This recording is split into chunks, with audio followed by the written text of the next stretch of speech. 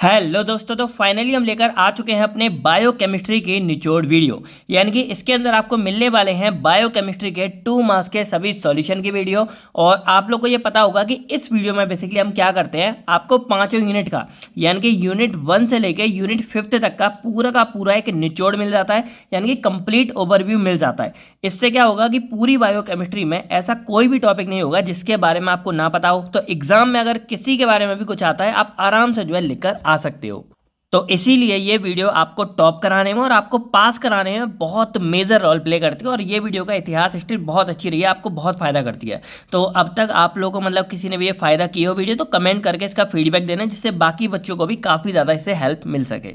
बाकी हमारा सब्जेक्ट है बायोकेमिस्ट्री, तो इसका सिलेबस भी हमारा यूनिट 1 से लेके 5th तक का कंप्लीट कवर है। एक एक यूनिट हमारी कवर है। इसकी जो पीडीएफ की हमारी मतलब लिंक्स होंगी जो आपको डाउनलोड करना है, हमारी वेबसाइट केयरवेल फार्मा मिल जाएगी या डिस्क्रिप्शन में आपको लिंक मिल जाएगी। और वहीं डिस्क्रिप्शन में आपको प्लेलिस्ट की लिंक मिलेगी, जहाँ से जाकर आप वीडियोज़ वगैरह देख सकते हो। अब मेरा आपसे एक पहला क्वेश्चन है कि define biochemistry in comment section. यानी कि आप लोगों ने पढ़ा है भाई, कल परसों आपका फाइनल एग्जाम है, तो बायोकेमिस्ट्री की डेफिनेशन आप कमेंट करके लिख के बताओ कि बायोकेमिस्ट्री कैसे क्या होती है। और उससे पहले क्या करना है कि ये वीडियो सभी दोस्तों के पास शेयर कर दो, क्योंकि वीडियो हो चुकी है लेट, तो सभी के पास शेयर करके बता दो कि ये इंपॉर्टेंट वाली वीडियो आ चुकी है, फटाफट शेयर करो। अब हम चलिए बात करते हैं अपने इस पूरे क्वेश्चंस के बारे में, यानी कि महा रिवीजन के बारे में। तो सिंपली सबसे पहले हम बात करते हैं कि बायोकेमिस्ट्री एक्चुअल में क्या होती है। तो अगर आपने डिफाइन नहीं किया हो तो डिफाइन कर देना, बाकी समझ लो एक बार मैं आपको बता देता हूँ, देन आप डेफिनेशन कमेंट्स में लिख देना। तो जैसे बायोकेमिस्ट्री हमारी ना, ये 2 वर्ड से मिलकर बनी है, बायो प्लस केमिस्ट्री। बायो का मतलब होता है लिविंग बॉडी, यानी कि जो हमारी ह्यूमन बॉडी के बारे में बेसिकली बात हो रही होती है। और केमिस्ट्री हमारी होती है मतलब रिएक्शंस जो होती हैं, केमिकल रिएक्शन। तो बायोकेमिस्ट्री सिंपल वर्ड देखा जाए तो हमारी बॉडी के अंदर डिफरेंट डिफरेंट टाइप की केमिकल रिएक्शन होती रहती हैं, और बहुत सारी मेटाबॉलिक प्रोसेस है। जैसे हमारी बॉडी में एटीपी एनर्जी बन रही होती है, हमारा खाना डाइजेस्ट हो रहा है, यानी कि बहुत सारी चीज़ है, जैसे कार्बोहाइड्रेट्स का ब्रेकडाउन हो रहा होता है। तो ऐसी ढेर सारी रिएक्शंस हमारी बॉडी के अंदर चलती रहती हैं। तो उन्हीं बॉडी के अंदर यानी कि मेटाबॉलिक रिएक्शन जो चल रही हैं हमारी बॉडी के अंदर, उन्हीं की स्टडी को हम क्या कहते हैं, बायोकेमिस्ट्री। तो बायोकेमिस्ट्री सिंपली क्या है, it is the branch of science which deal with the study of chemical reactions and processes which occurs in living body.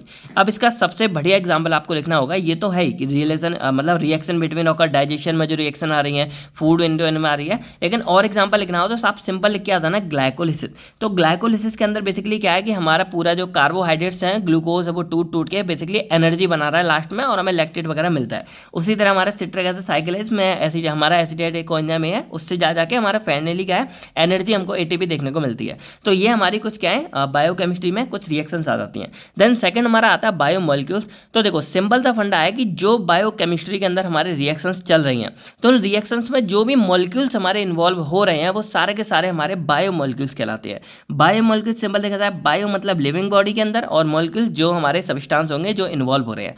तो सिंपल क्या है कि these are those molecules which occur inside living body. एक तो body के अंदर involve मतलब living body के अंदर इन्वॉल्व मतलब ऑकर्स हैं, होते हैं, उसके अलावा इन्वॉल्व हो रहे हैं किसी भी केमिकल रिएक्शन में जो हमारी बॉडी के अंदर आ रही है।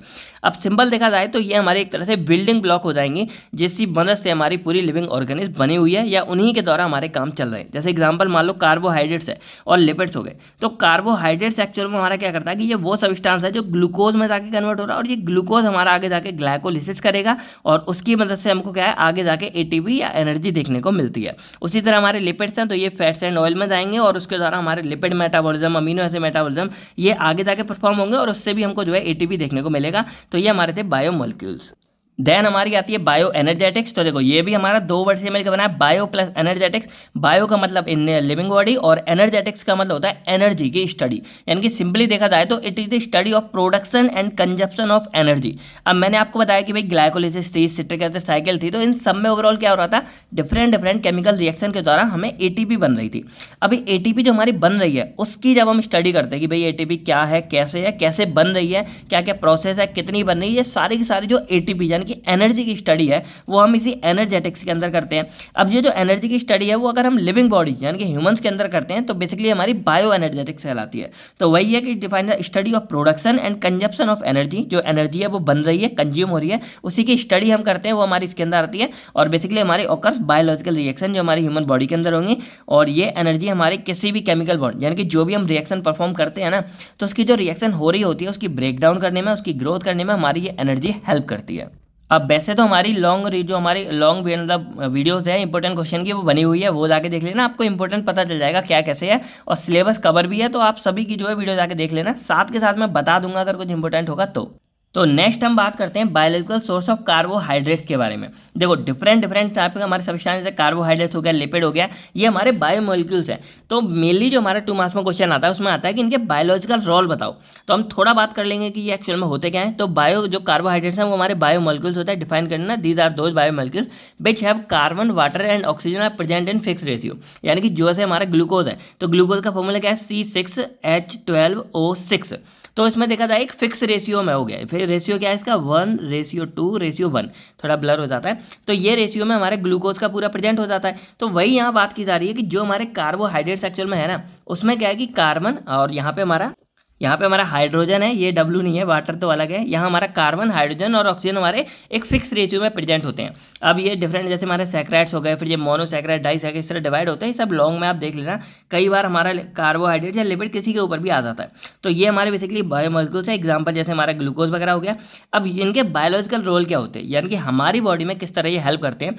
तो these are the important source of energy, यानी कि ह्यूमन बॉडी के अंदर ये as a important source of energy की तरह काम करेंगे। और ये बेसिकली क्या है कि इस help in control of blood glucose. अब जो हमारे कार्बोहाइड्रेट्स हैं ये हमारे जो ब्लड के अंदर जो ग्लूकोज होगा ना उसको कंट्रोल करने में हेल्प करेंगे। इसके अलावा हमारे इंसुलिन मेटाबॉलिज्म में, इन सब में हमारे हेल्प करता है। उसके अलावा जो हमारे फैटी एसिड्स हैं उनके ब्रेकडाउन में हेल्प करते हैं। कीटोसिस की हेल्प करेंगे, जो कीटोसिस है ना, ज़्यादा मतलब कीटोन बॉडीज वगैरह इकट्ठा होता है तो उनको प्रिवेंट करेंगे। इसके अलावा ये as a stored form of energy की तरह भी काम करता है, यानी कि ये ऐसा स्टोर हो जाता है। जैसे मान लो ग्लूकोज है हमारा कार्बोहाइड्रेट है, अब क्या होगा कि जितना हमको ग्लूकोज चाहिए था अपनी एटीपी बनाने के लिए वो बन गया। अब जो एक्स्ट्रा वाला ग्लूकोज है ना वो हमारा ग्लाइकोजन की फॉर्म में हमारे लीवर में स्टोर हो जाता है। अब इसका फायदा क्या है कि जब मान लो हमारी बॉडी में कोई फास्ट रहता है, किसी को व्रत वगैरह होते हैं, तो उस टाइम जब बाहर से हम कुछ खाना लेते हैं तो जो हमारा स्टोर होगा ना ग्लाइकोजन, वो हमारा एज एनर्जी की तरह काम करेगा। ये ग्लाइकोजन फिर से ग्लूकोज में जाएगा, देन हमें एनर्जी प्रोवाइड करता है। तो इस तरह ही हमारा पूरा काम करता है। कार्बोहाइड्रेट्स के रोल आपको यहाँ पता चल गए, एक दो तो आपको भाई याद रखने ही पड़ेंगे, एग्जाम में आ जाता है। देन हमारी बारी आती है लिपिड्स की। तो देखो लिपिड्स हमारा एक ग्रीक वर्ड है लाइपोज, उससे बना है, जिसका मतलब होता है फैट। यानी कि सिंपल देखा जाए तो लिपिड्स हमारे एक तरह से फैट होते हैं जो हमारी बॉडी में प्रेजेंट होते हैं, इसीलिए इनका अलग से नाम हमारा फैट्स एंड ऑयल भी हम इसको बोल देते हैं। अब ये क्या है कि these are the used as a stored form of energy in the form of triglyceride. अब जो हमारे फैट्स है ना ये हमारे स्टोर्ड फॉर्म ट्राइग्लिसराइड की फॉर्म में स्टोर हो जाते हैं। और जब एक्स्ट्रा फैट हो जाता है, आपने सुना होगा, तो जो एडिपोज टिश्यू होते हैं हमारे स्किन के पास में ही होते हैं, उनमें इकट्ठा हो जाता है। इसी वजह से लोगों में मोटापा वगैरह आता है। तो लिपिड्स जो फैट है ना वही रिस्पॉन्सिबल होते हैं मेनली मोटापा के लिए। अब ये क्या है कि देखा जाए तो ये हाई एनर्जी सोर्स की तरह काम करते हैं, क्योंकि ये इकट्ठे भी हो जा रहे हैं तो इनसे हमें काफ़ी ज़्यादा मात्रा में एनर्जी मिलती है। और इनको एनर्जी देखने के लिए हमें लिपिड मेटाबॉलिज्म का यूज़ करना होता है। साथ में ये हमारे एज अ सिग्नलिंग मॉलिक्यूल्स की तरह भी काम करते हैं और हमारे डेली हाउस होल्ड में भी हेल्प करेंगे। जैसे हमारा फैट हो गया, तेल हो गया, ऑयल हो गया, तो ये सब हमारे बेसिकली कब काम करते हैं, जैसे हमारे घी वगैरह, ये कोई भी खाना पीना बना रहे रोटी, तो इन सब में भी हमारी हेल्प करते हैं। देन हमारे यहाँ पे आता है न्यूक्लिक एसिड। तो न्यूक्लिक एसिड बेसिकली हमारा मोनोमरिक चेन होता है न्यूक्लियोटाइड्स का। यानी कि सिंपल देखा जाए तो न्यूक्लिक एसिड एक्चुअल में वो जेनेटिक मटेरियल है जिसके अंदर डीएनए आरएनए आते हैं और हमारी जितनी भी जेनेटिक इन्फॉर्मेशन है वो इसको कंटेन करके रखता है। अब ये बनता कैसे, तो हमारे न्यूक्लियोटाइड्स होते हैं, जब ढेर सारे न्यूक्लियर आपस में मिल जाते हैं जाके हमारा एक न्यूक्लिक एसिड का बनता है पूरा। अब न्यूक्लिक एसिड के अंदर हमारे डीएनए आरएनए आते हैं, तो हमें बायोलॉजिकल रोल बताना है, हम उसी के अकॉर्डिंग बता देते हैं। तो जो हमारा एमआरएनए है, एक आरएनए का पार्ट हो गया, मैसेंजर आरएनए, ये बेसिकली हमारे जेनेटिक इन्फॉर्मेशन को ट्रांसफर करता है न्यूक्लियस से साइटोप्लाज्मा तक। कोई भी हमारा सेल है ये मान लो, तो सेल का ये हमारा न्यूक्लियस है, तो ये हमारा साइटोप्लाज्मा, तो यहाँ से यहाँ पे हमारी इन्फॉर्मेशन को कौन, एमआरएनए ट्रांसफर करता है। फिर जो हमारा दूसरा वाला आरएनए है, ये आरएनए है, ये हमारा होता है राइबोसोमल आरएनए, ये हमारा फॉर्मेशन ऑफ राइबोसोम में हेल्प करेगा। फिर हमारा टीआरएनए है, ये बेसिकली क्या करेगा, अमीनो एसिड को प्रोटीन सिंथेसिस वाली साइड पे पहुंचाएगा। अब देखो सिंपल फंडा समझते कैसे हैं, हमारे ये बाहर चला गया जो यहाँ से एमआरएनए था, अब इसके अंदर न्यूक्लियर जो इन्फॉर्मेशन है जो जेनेटिक थी, अब जो एमआरएनए है वो यहाँ पे क्या करता है, हमारे जब बाहर चले गए तो हमारा राइबोसोम है ना, देन राइबोसोम के अंदर आपको पता होगा कुछ राइबोसोम हमारे सिंपल होते हैं ऐसे, कुछ हमारे ये, तो राइबोसोम प्रोटीन सिंथेसिस की मशीन की तरह काम करता है। अब ये राइबोसोम हमारे कुछ गोल्गी अपैरेटस के ऊपर भी चिपके होते हैं, ईआर के ऊपर जो हमारा एंडोप्लाज्मिक रेटिकुलम होता है ना, उन पे लगे होते हैं ये। तो ये क्या करते हैं ना, जो हमारा राइबोसोम है ये क्या करेंगे, ऐसे ऐसे एमआरएनए को लेंगे, इधर से टीआरएनए से अमीनो एसिड को लेंगे और जोड़ जोड़ के हमारे प्रोटीन को बनाने में हेल्प करते हैं। तो बेसिकली जो आरएनए ये सब है हमारे प्रोटीन सिंथेसिस में हेल्प करते हैं। तो न्यूक्लिक एसिड का एक रोल यहाँ भी आ जाता है कि ये प्रोटीन सिंथेसिस में हेल्प करता है। इसके एग्जाम्पल हमारे डीएनए हो जाएंगे, आरएनए हो जाएंगे। अब जो न्यूक्लियोटाइड्स है जो मैंने आपको बताया था, ये बेसिकली 3 बातों से यहाँ मिलकर बना होगा, 3 सब्सटेंस होंगे हमारे। एक होता है पेंटोज शुगर, एक होता है फॉस्फेट ग्रुप होगा, और फिर हमारा आता है हेटेरोसाइक्लिक नाइट्रोजनस बेस होते हैं। नाइट्रोजनस बेस हमारे अलग है, इसको लॉन्ग में देख लेना क्योंकि ये लॉन्ग में भी काफ़ी बार एग्जाम में देखने को मिल जाता है। अब जो पेंटो शुगर है इसमें हमारा डीऑक्सी और राइबोस दो टाइप की शुगर आती हैं। जो डीऑक्सी राइबोस शुगर है ये बेसिकली हमारे डीएनए में होता है, deoxy ribose sugar nucleic acid, और आरएनए में हमारी राइबोस शुगर होती है, तो राइबोस न्यूक्लिक एसिड हो जाएगा। ठीक है, तो ये आरएनए डीएनए की फुल फॉर्म भी आपको एक तरह से पता चल गई।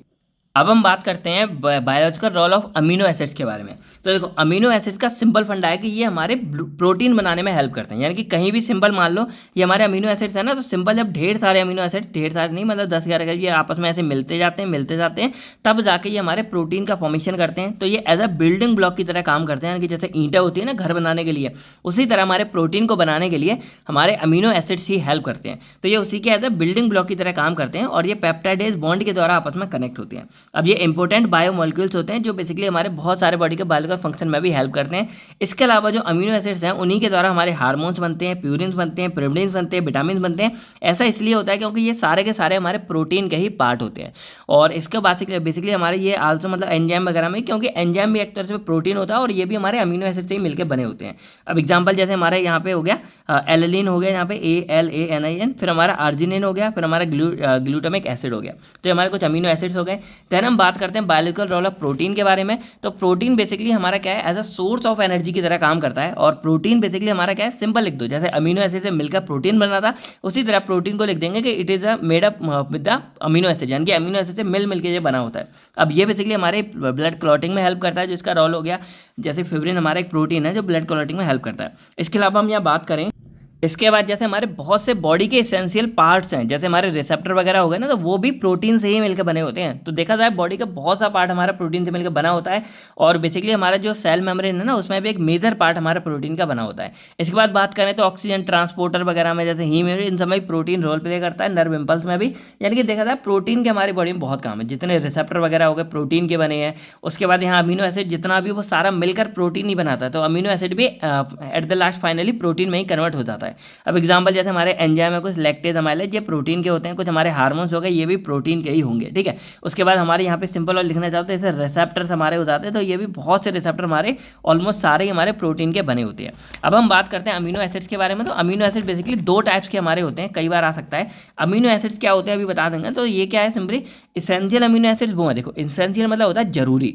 तो ये वो अमीनो एसिड्स हैं जो हमारी बॉडी में नहीं बनते हैं। अब जैसे जो इस अमीनो एसिड्स है ना, दो तरह के होंगे, एक होते हैं हमारी बॉडी खुद से बना रही है, एक ऐसे हैं जो हमारी बॉडी खुद से नहीं बना रही है। अब मान लो कि हमारी बॉडी खुद से किसी अमीनो एसिड को बना रही है, तो क्या हमें उनको बाहर से लेने की ज़रूरत है?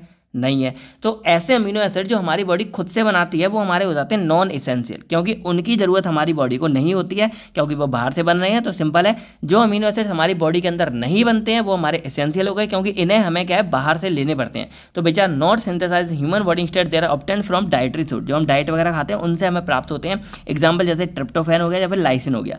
अब नॉन इसेंशियल वो हैं जो हमारी बॉडी के अंदर बनते हैं, तो हमें बाहर से जरूरत नहीं होती। जैसे यहाँ पे हमारा आ जाता है ग्लूटामेट हो गया, जो ग्लूटामिक एसिड हो जाता है, और हमारा ग्लाइसिन हो जाता है। अब हम बात करते हैं फ्री एनर्जी के बारे में। तो देखो, it is the maximum amount of energy which is available during chemical reaction, यानी कि सिंपल मान लो कोई भी एक केमिकल रिएक्शन हो रही है, मान लो यहाँ से ए से हमारा बी बन रहा है, अभी आपको दिख जाएगा ये, ठीक है। तो ए से जब हमारा बी बन रहा है, तो इस पूरी रिएक्शन के दौरान हमें कितनी अमाउंट ऑफ एनर्जी मिल रही है मैक्सिमम अमाउंट में, तो उसी को हम यहाँ पे फ्री एनर्जी बोल देते हैं।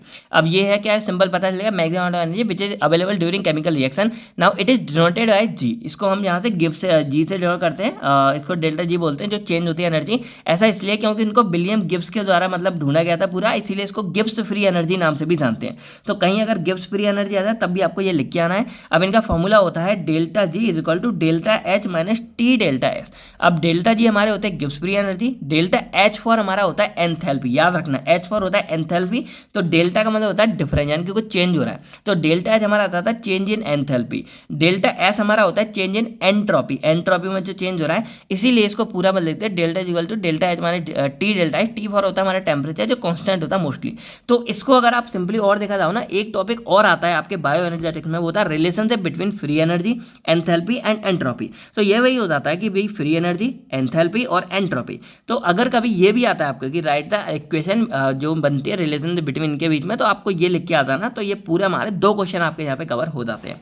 देन हम बात करते हैं एंथैल्पी और एंट्रोपी के बारे में, जो ऊपर देखा था। देखो एंथैल्पी सिंपली होता है कि जैसे कोई भी केमिकल रिएक्शन हो रही है, तो तो इंटरनल एनर्जी हमारी कितनी इन्वॉल्व हो रही है उसमें, उसी को हम यहाँ पे एंथैल्पी बोल देते हैं। तो सिंपल एंथैल्पी हमारा एनर्जी के लिए होता है। अब इसमें दो बातें और आती हैं, वो होता है कांस्टेंट प्रेशर एंड वॉल्यूम।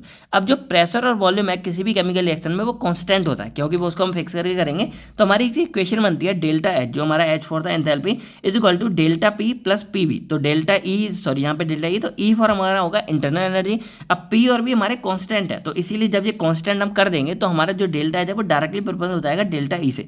यानी कि सिंपल देखा जाए तो जो हमारी एंथैल्पी है वो डायरेक्टली प्रोपोर्शनल होती है इंटरनल एनर्जी से, यानी कि उसी पर डिपेंड करती है। और यही यहाँ पर आप सिंपल देखोगे, अगर जैसे गिब्स फ्री एनर्जी हमारी ये थी तो एंथैल्पी हमारी यहाँ थी। अब मान लो कि अगर हमारी एंथैल्पी ज़्यादा है, इसको जो रिलेशनशिप है ना इसको आगे बढ़ाने के लिए क्या करना है, अब मान लो कि अगर हमारी किसी की एंथैल्पी ज़्यादा है यानी कि इंटरनल एनर्जी ज़्यादा होगी, तो जब ये ज़्यादा हो जाएगा, ऑटोमेटिक ज़्यादा हो जाएगा, तो हमारा गिब्स फ्री एनर्जी पॉजिटिव में जाता है, यानी कि किस में जाएगा, पॉजिटिव में जाता है। और अगर गिब्स फ्री एनर्जी हमारा पॉजिटिव में जाता है, सिंपली बात है, तो हमारी रिएक्शन स्पॉन्टेनियस होती है। यहाँ पे थोड़ा सा उल्टा होता है, जैसे गिब्स फ्री एनर्जी जो मैंने अभी बताया ना वो एंट्रोपी में काम आएगा, आगे आप देखोगे। गिब्स फ्री एनर्जी में क्या है कि जैसे हमारा एच अगर ये बहुत ज़्यादा होता जा रहा है, ज़्यादा हो गया जो हमारी एंथैल्पी है, तो ये पॉजिटिव में चला जाता है। और पॉजिटिव में हमारी नॉन स्पॉन्टेनियस रिएक्शन आती है जो अपने आप नहीं होती हैं एक्चुअल में, इनको आप आगे देखोगे। या मैं तो कहूँगा ये वाला टॉपिक है ना फ्री एनर्जी, ये वाला ये पूरा डिटेल्स में देख लो, क्योंकि इसी जो रिलेशनशिप है ना इसमें आपको फ्री एनर्जी, एंथैल्पी, एंट्रोपी तीनों बातें आ जाती है। और ये क्वेश्चन एग्जाम में आता भी है, मैंने इंपोर्टेंट में आपको बताया होगा रिलेशनशिप बिटवीन वाला, ठीक है। तो एंथैल्पी सिंपली क्या था कि टोटल इंटरनल एनर्जी हमारी कितनी होगी किसी भी केमिकल रिएक्शन के दौरान, जिसमें हमारे प्रेशर और वॉल्यूम कांस्टेंट होंगे, तो हमारा ये होता है, इसका ये पूरा लिखना है। अब एंट्रोपी क्या होता है, it is define the measurement of randomness और डिसऑर्डरनेस ऑफ द सिस्टम। अब जैसे कोई भी हमारी रिएक्शन हो रही है, इसमें रैंडमनेस कितनी है और या फिर डिसऑर्डरनेस कितनी है, अब इसको कैसे डिफाइन करोगे। अब जैसे मान लो कोई भी हमारे मॉलिक्यूल्स होते हैं, मैं सिंपली अगर आपको दिखाऊं, जैसे हमारा मान लो कोई यहाँ पे सॉलिड है, तो सॉलिड में आपको पता है कि मॉलिक्यूल्स एकदम ठोस होते हैं, तो जब इसके साथ रिएक्शन करवाओगे तो उस टाइम ऑब्वियसली क्या कि एंट्रोपी कम हो जाएगा, क्योंकि एंट्रोपी रैंडमनेस को डिनोट कर रही है। तो गैस के लिए सबसे ज्यादा एंट्रोपी हमारी होगी, तो ये समझ गए कि सॉलिड के लिए हमारी सबसे कम एंट्रोपी होगी, फिर हमारी लिक्विड के लिए थोड़ी और ज्यादा, गैस के लिए सबसे ज्यादा हमारी एंट्रोपी देखने को मिलती है, ये आपको पता है। अब यहाँ पे क्या है कि अगर जो हमारी एंट्रोपी है वो पॉजिटिव है, यानी कि पॉजिटिव आ रही है, तो हमारी रिएक्शन स्पॉन्टेनियस होती है, यानी कि उसमें ज्यादा मेहनत करने की जरूरत नहीं है, अपने आप होगी। और रैंडमनेस उसमें सबसे ज्यादा होगी। और एक्सोथर्मिक यानी कि जो एनर्जी है, जहाँ पे जो एनर्जी हमारी रिलीज होती है, एक्सोथर्मिक में जो हीट है वो हमारी एक्चुअल में रिलीज होगी। एक्सो मतलब होता है एक्सटर्नल, यानी कि बाहर आना। अब अगर जो हमारी एंट्रोपी है वो कम है तो नॉन स्पॉन्टेनियस रिएक्शन होती है और रैंडमनेस हमारी इसमें कम होगी। और एक्सोथर्मिक, एंडोथर्मिक यानी कि इसमें जो रिएक्शन वो एब्जॉर्ब होती है, जो एनर्जी हमारी हीट होगी वो एब्जॉर्ब होती है। तो इस पूरे टर्म को आप एक बार लॉन्ग में देख लेना। और वही सिंपल देखो, जो हमारी एंट्रोपी है वो जब ज़्यादा होगी, यानी कि पॉजिटिव में मान लो, तो अगर ये पॉजिटिव में होगी तो जो ओवरऑल नेगेटिव में, तो हमारी जी का क्या है, ये नेगेटिव वाला ज़्यादा हो जाएगा। और जब नेगेटिव वाला ज़्यादा हो जाएगा तो देखो जी जब नेगेटिव होगा तब ये स्पॉन्टेनियस होता है, यानी कि सिंपल है, क्योंकि ये भाई अलग अलग तो होगा नहीं। तो जैसे डेल्टा एस हमारा पॉजिटिव है, यानी कि हमारा एंट्रोपी जब पॉजिटिव है, और अगर ये वाला हमारा हाई होगा यानी कि बड़े अमाउंट में होगा, तो ये ओवरऑल नेगेटिव है, तो ये फंडा नेगेटिव है। और अगर पॉजिटिव नेगेटिव में नेगेटिव ज़्यादा हो जाएगा तो क्या होगा, यहाँ पे डेल्टा जी भी नेगेटिव आएगा, ठीक है। और अगर ये कम है तो डेल्टा जी हमारा क्या है, ये कम हो गया तो ये ज़्यादा हो गया, तो ये हमारा पॉजिटिव में आएगा। और ये जब बहुत ज़्यादा होता है तो हमारा स्पॉन्टेनियस होती है, इसलिए ये नेगेटिव होगा तो स्पॉन्टेनियस होती है। तो इसमें कंफ्यूज नहीं होना है, थोड़ा बहुत अगर हो गए होगा तो भाई लॉन्ग वीडियो देख लेना, बाकी कमेंट करके आप पूछ सकते हो, ठीक है। देन हम बात करते हैं यहाँ पर रिडॉक्स पोटेंशियल के बारे में। तो देखो रिडॉक्स क्या होता है, दो वर्ड से मिलकर बना है, ऑक्सीडेशन और रिडक्शन हमारा। तो इसमें सिंपली ये देखा गया है कि जैसे जो रिडॉक्स पोटेंशियल है ना, ये डिफाइन किया जाता है कि it is affinity of a substance to accept electron. अब जैसे मान लो कोई भी हमारे सब्सटेंस मान लो, तो यहाँ पे ये है कि ये सब्सटेंस कितनी ज्यादा वैल्यू में क्या है, इलेक्ट्रॉन को क्या कर रहा है, एक्सेप्ट कर रहा है। तो यही ताकत को हम इसके क्या बोलते हैं, रेडॉक्स पोटेंशियल बोल देते हैं, यानी कि सिंपल समझ गए। अब ये बेसिकली क्या है कि ये किसी भी सब्सटेंस को ये बताता है कि वो कितनी जल्दी रिड्यूस हो रहा है। अब आपको रिडक्शन और पोटेंशियल आपको पता होना चाहिए। रिडक्शन ऑक्सीडेशन, ऑक्सीडेशन होता है लॉस ऑफ इलेक्ट्रॉन, यानी कि इलेक्ट्रॉन को खो देना। जैसे सब्सटेंस ये मान लो, तो जब इलेक्ट्रॉन को खो रहा होगा, मान लो ये रिलीज कर रहा है, तो हमारा ऑक्सीडेशन है। लेकिन रिडक्शन कब है, गेन ऑफ इलेक्ट्रॉन, यानी कि जब ये इलेक्ट्रॉन को ले रहा होगा। और यहाँ पे क्या है कि एक्सेप्ट कर रहा है प्रोटॉन को, यानी कि प्रोटॉन जो इलेक्ट्रॉन को कितनी जल्दी ले रहा है, तो जितनी जल्दी लेगा उतनी ही जल्दी वो रिडक्शन कॉज करेगा। तो इसीलिए यहाँ पे है ऑक्सीडेशन होता है लॉस ऑफ इलेक्ट्रॉन, और लेने को बोलते हैं गेन ऑफ इलेक्ट्रॉन को रिडक्शन। अब सिंपली क्या है कि directly related to the change in free energy. तो ये हमारा सिंपली है। तो जो रिडॉक्स पोटेंशियल हमारा वो डायरेक्टली रिलेटेड होता है चेंज इन फ्री एनर्जी से, यानी कि हमारा जो गिब्स फ्री एनर्जी था, तो इसका फॉर्मूला हमारा होता है delta G equal to minus N F ई।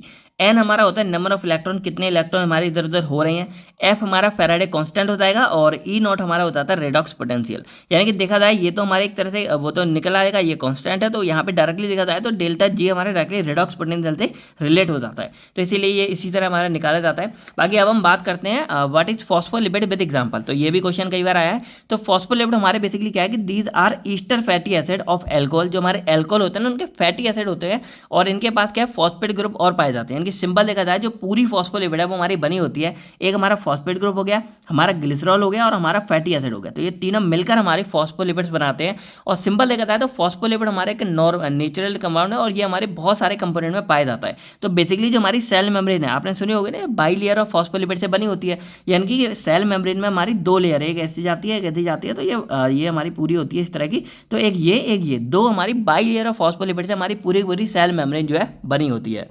तो इसी तरह आप इसको डिफाइन करके आता है ना। देन नेक्स्ट हमारा आता है एक क्वेश्चन बनता है यहाँ पे, give example of for bile acid के एग्जांपल और रोल क्या होते हैं लिपिड मेटाबॉलिज्म में इसके। तो देखो बाइल एसिड के हमारे दो मेन एग्जांपल हो जाएंगे, कॉलिक एसिड हो गया एक, उसके बाद हमारे यहाँ पे कैन डीऑक्सी कॉलिक एसिड हो गया, ठीक है। तो ये हमारे दो एग्जाम्पल हो गए। अब ये प्राइमरी बाइल एसिड है जो ह्यूमंस के अंदर पाए जाते हैं। अब जो बाइल एसिड है इनका मेनली काम क्या करता है कि बहुत मेजर रोल प्ले करता है हमारे लिपिड मेटाबॉलिज्म में। अब किसके लिए, तो it is essential for the formation of mixed micelle in small intestine that facilitate solubilization and digestion. अब देखो सिंपली आपको पता होगा जब डाइजेशन हो रहा था तो हमारे स्टमक के अंदर से जब भी फूड हमारा स्मॉल इंटेस्टाइन में आ रहा था तो स्मॉल इंटेस्टाइन की पहले यहाँ नली पे हमारा बाइल एसिड, पैनक्रियाटिक जूस ये सब आ रहे थे और ये आने के बाद क्या कर रहे थे हमारे फूड में जो कायम था उसमें मिल मूल के क्या कर रहे थे हमारे खाने के डाइजेशन में। देखो पार्शियली डाइजेस्ट हो रहा था फूड हमारा जो स्टमक है उसमें, उसके बाद हमारा फाइनल डाइजेशन हमारी स्मॉल इंटेस्टाइन में हो रही थी। तो उसी फाइनल डाइजेशन में हमारा ये जो बाइल एसिड है वो भी अपना मेजर रोल प्ले कर रहा था उसकी डाइजेशन में। अब हमारा एक क्वेश्चन बनता है classify amino acid with their structure.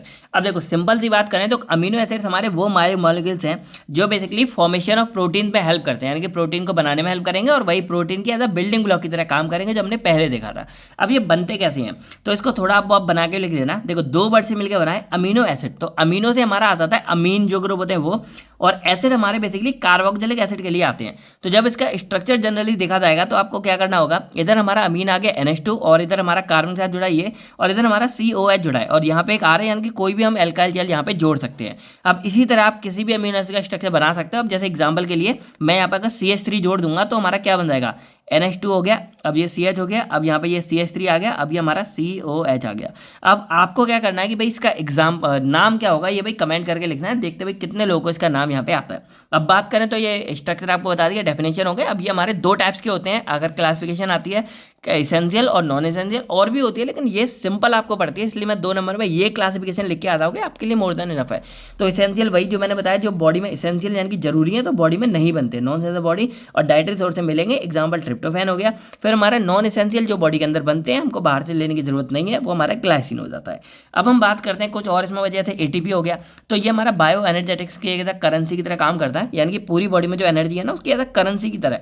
जैसे आपसे बोला जाए रुपए हैं आपके पास लेकिन कितने रुपए हैं, तो उस रुपए को चेक करने के लिए आप क्या करोगे, अपने नोट को जो INR है यानी कि हमारे जो रुपए होते हैं वो INR फॉर्म में होती है और जो जैसे अमेरिका के US डॉलर की फॉर्म में होता है, तो ये करेंसी की एक पहचान है। उसी तरह हमारी बॉडी में जो एनर्जी है उसकी ATP ही पहचान होती है। तो ATP हमारी मोस्ट कॉमन सोर्स होती है एनर्जी की जो हमारी बायोकेमिकल रिएक्शन में हमको मिलती है। अब जो ATP है उसका स्ट्रक्चर जहाँ मैंने शॉर्ट में बना दिया जैसे ट्राइफॉस्फेट ग्रुप होता है हमारा, फिर राइबोस शुगर होगी, फिर हमारा न्यूक्लियोटाइड एसिड होता है, सिर्फ राइबोस है डीऑक्सीराइबोस नहीं होता। इस तरह मिलके हमारा ATP बनता है। अब एक आती है ADP साइकिल, यानी कि ATP बनता कैसे है, तो जैसे हमारा ATP एडिनोसिन ट्राइफॉस्फेट है और एडिसिन हमारे डाई है, तो ये ट्राई है ये डाई है। तो जब ट्राई से डाई बनेगा तो एक फॉस्फेट हमारा बाहर निकल जाएगा, क्योंकि ट्राइफॉस्फेट 3 डाईफॉस्फेट 2, तो एक फॉस्फेट बाहर निकल गया तो हमारा डाई बन गया। अब जब डाई से ट्राई बनेगा तो एक जुड़ जाता है, तो डाई फॉस्फेट में एक फॉस्फेट ग्रुप जुड़ गया तो ट्राइफॉस्फेट हो जाता है। इस तरह तो ये चलता रहता है। ATP से हमारा ये ADP बनेगा, एनर्जी हमको मिल गई, फिर हमारा ATP बनेगा, एनर्जी हमको यहाँ से कंज्यूम हो गई। इस तरह यहाँ पे यूटिलाइज, यहाँ पे कंज्यूम, यहाँ पे खर्च होना, यहाँ पे मतलब पैदा करना, ये बनता रहता है हमारा पूरा, ठीक है। तो इस तरह यहाँ पे हो जाता है। देन हम बात करते हैं साइक्लिक M के बारे में, तो ये हमारा होता है साइक्लिक एडिनोसिन मोनोफॉस्फेट यानी कि एक फॉस्फेट ग्रुप। अब ये इंपॉर्टेंट सेकेंडरी मैसेंजर होता है, यानी कि बहुत सी बॉडी में कॉन्ट्रैक्शन प्रोसेस चलती है ना, तो उसमें ये एज अ सेकेंडरी मैसेंजर की तरह काम करेगा और ये हमारा एडिनिलाइज साइक्लिक एंजाइम को एक्टिवेट करके काम करता है। तो ये थे हमारे सारे क्वेश्चन यूनिट 1 के बारे में। आई होप आपको एक मोटा मोटा पूरा ओवरव्यू मिल गया होगा यूनिट 1 के बारे में। अब हम यहाँ पे बात करते हैं अपनी यूनिट 2 के बारे में। अब यूनिट सेकंड का हमारा नाम है कार्बोहाइड्रेट मेटाबॉलिज्म। तो एक बार देखो, इसके अंदर ना ढेर सारे पाथवे आते हैं। मैं एक बार आपको सभी का ओवर रिवीजन करा देता हूँ, जिससे आपको सबके एक बार में नाम याद आ जाएंगे। तो जैसे हम कोई भी कार्बोहाइड्रेट्स वगैरह लेते हैं तो हमारा आता है ग्लूकोज बन के। अब ग्लूकोज से हमारा बनता है ग्लूकोज 6 फॉस्फेट, सिंपल बन गया। अब देखो यहाँ से हमारे क्या क्या शुरू हो सकते हैं। तो जब ग्लूकोज 6 फॉस्फेट बन गया तो ग्लूकोज 6 फॉस्फेट हमारा आगे जाके जो ग्लाइकोलिसिस, जो हमारी मेन साइकिल है पूरे की, उससे जा जाके हमारा पायरुवेट बनता है। और इस साइकिल में बेसिकली क्या, हमारा ग्लूकोज से हमारा जो ग्लूकोज है वो बेसिकली पायरुवेट में कन्वर्ट हो गया। देन पायरुवेट से हमारा लैक्टेट भी बनता है। लेकिन यहाँ तक जो मेन है वो हमारी ग्लाइकोलिसिस साइकिल कहलाती है, सिंपल पता चल गए। इसमें हमें ओवरऑल अगर देखा जाए तो लगभग 8 एटीपी का नेट प्रॉफिट होता है। 10 होती हैं, 2 यूटिलाइज होती हैं, तो 8 एटीपी हमें यहाँ देखने को मिल जाती हैं। अब मान लो यहाँ पे देखो ये बन गया। उसके बाद क्या होता है, ये पायरुवेट हमारा एसिटाइल कोएंजाइम ए में कन्वर्ट हो जाता है, ठीक है। तो यहाँ भी हमें NADPH ये मिलते हैं, और यहाँ पे 2, यानी कि जो ये ग्लूकोज से बनते हैं ना, यहाँ पे 2 पायरुवेट हमें देखने को मिलते हैं। तो जब 2 पायरुवेट इधर बनते हैं तो यहाँ पे हमें 2 NADPH मिलते हैं, तो 6 ATP लगभग हमें यहाँ मिल जाते हैं, ये भी समझ लो। तो हमारे यहाँ पे क्या है, एसिटाइल कोएंजाइम ए बनता है। अब ये जो बेसिकली है ना, ये देन हमारा सिट्रिक एसिड साइकिल में पूरा घूमता है, और जब इधर घूमता है तो ढेर सारे होकर लास्ट में हमारा सिट्रिक एसिड, ये एसिटाइल कोएंजाइम ए बन जाता है। इसके अंदर भी लगभग हमको जो है 24 ATP मिलती है। और अगर हम क्या करें, इसको भी जोड़ लें तो यहाँ पे 6 ATP मिली। तो ओवरऑल देखा जाए सिट्रिक एसिड में यहाँ से यहाँ तक अगर देखा जाए हमें लगभग 30 ATP देखने को मिल जाती है पूरी सिट्रिक एसिड साइकिल के अंदर। तो ये आपको पता चल गया कि ये हमारी ग्लाइकोलिसिस है, यहाँ से यहाँ आई, यहाँ से इधर चले गए, ये हमारी एसिटाइल कोएंजाइम साइकिल हो गई। अब इसी से यानी कि ग्लूकोज के इसके एक अल्टरनेट पाथवे, यानी कि ग्लूकोज 6 फॉस्फेट से हमारा एक पाथवे निकलता है, उसको हम बोलते हैं पेंटोस फॉस्फेट पाथवे, या इसी को हम जो है HMP शंट पाथवे बोलते हैं, जो आप लोगों ने भी देखा होगा। तो HMP शंट पाथवे में क्या होगा, यहाँ भी हमें एनर्जी वगैरह मिलती है। तो ये बेसिकली हमारा पेंटोस फॉस्फेट में मतलब कन्वर्ट हो जाएगा। देन ये हमारा फ्रक्टोज में कन्वर्ट होगा, और ये फ्रक्टोज हमारा आगे ग्लूकोज के आगे हमारा फ्रक्टोज होता है ना, देन फ्रक्टोज के बाद हमारी फिर से पायरुवेट यानी कि ग्लाइकोलिसिस में चली जाती है। तो सिंपल था कि इसमें क्या है, ये हमारा यहाँ से निकला और यहाँ से घुस गया। इस तरह हमारा एक अल्टरनेट पाथवे चला और इसने भी हमको एनर्जी प्रोवाइड की। देन ये हमारी पेंटोस फॉस्फेट है, ये हमारी मतलब राइबोस शुगर हमें न्यूक्लियोटाइड बनाने में हेल्प करेंगे। तो ये अलग है। तो इधर आपने HMP शंट पाथवे, ग्लाइकोलिसिस, और ये आपको TCA साइकिल, 3 साइकिल मिल गई पाथवे।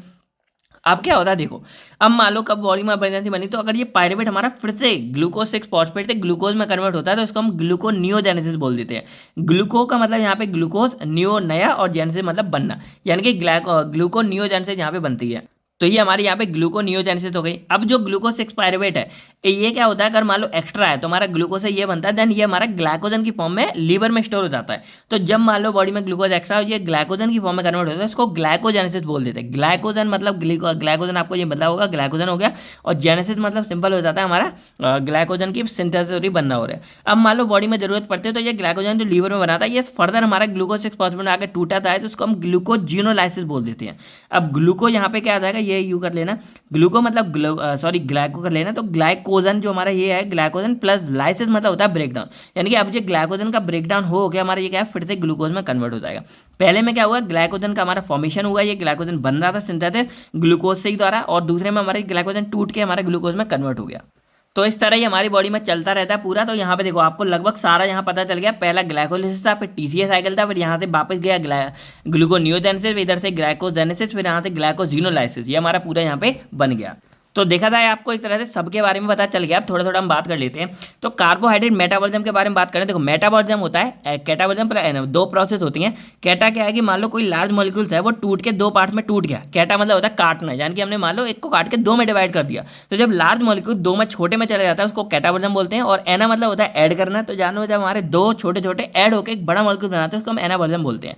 और इन दोनों को मिला के हम यहाँ पे मेटाबॉलिज्म वहाँ पे बोल देते हैं।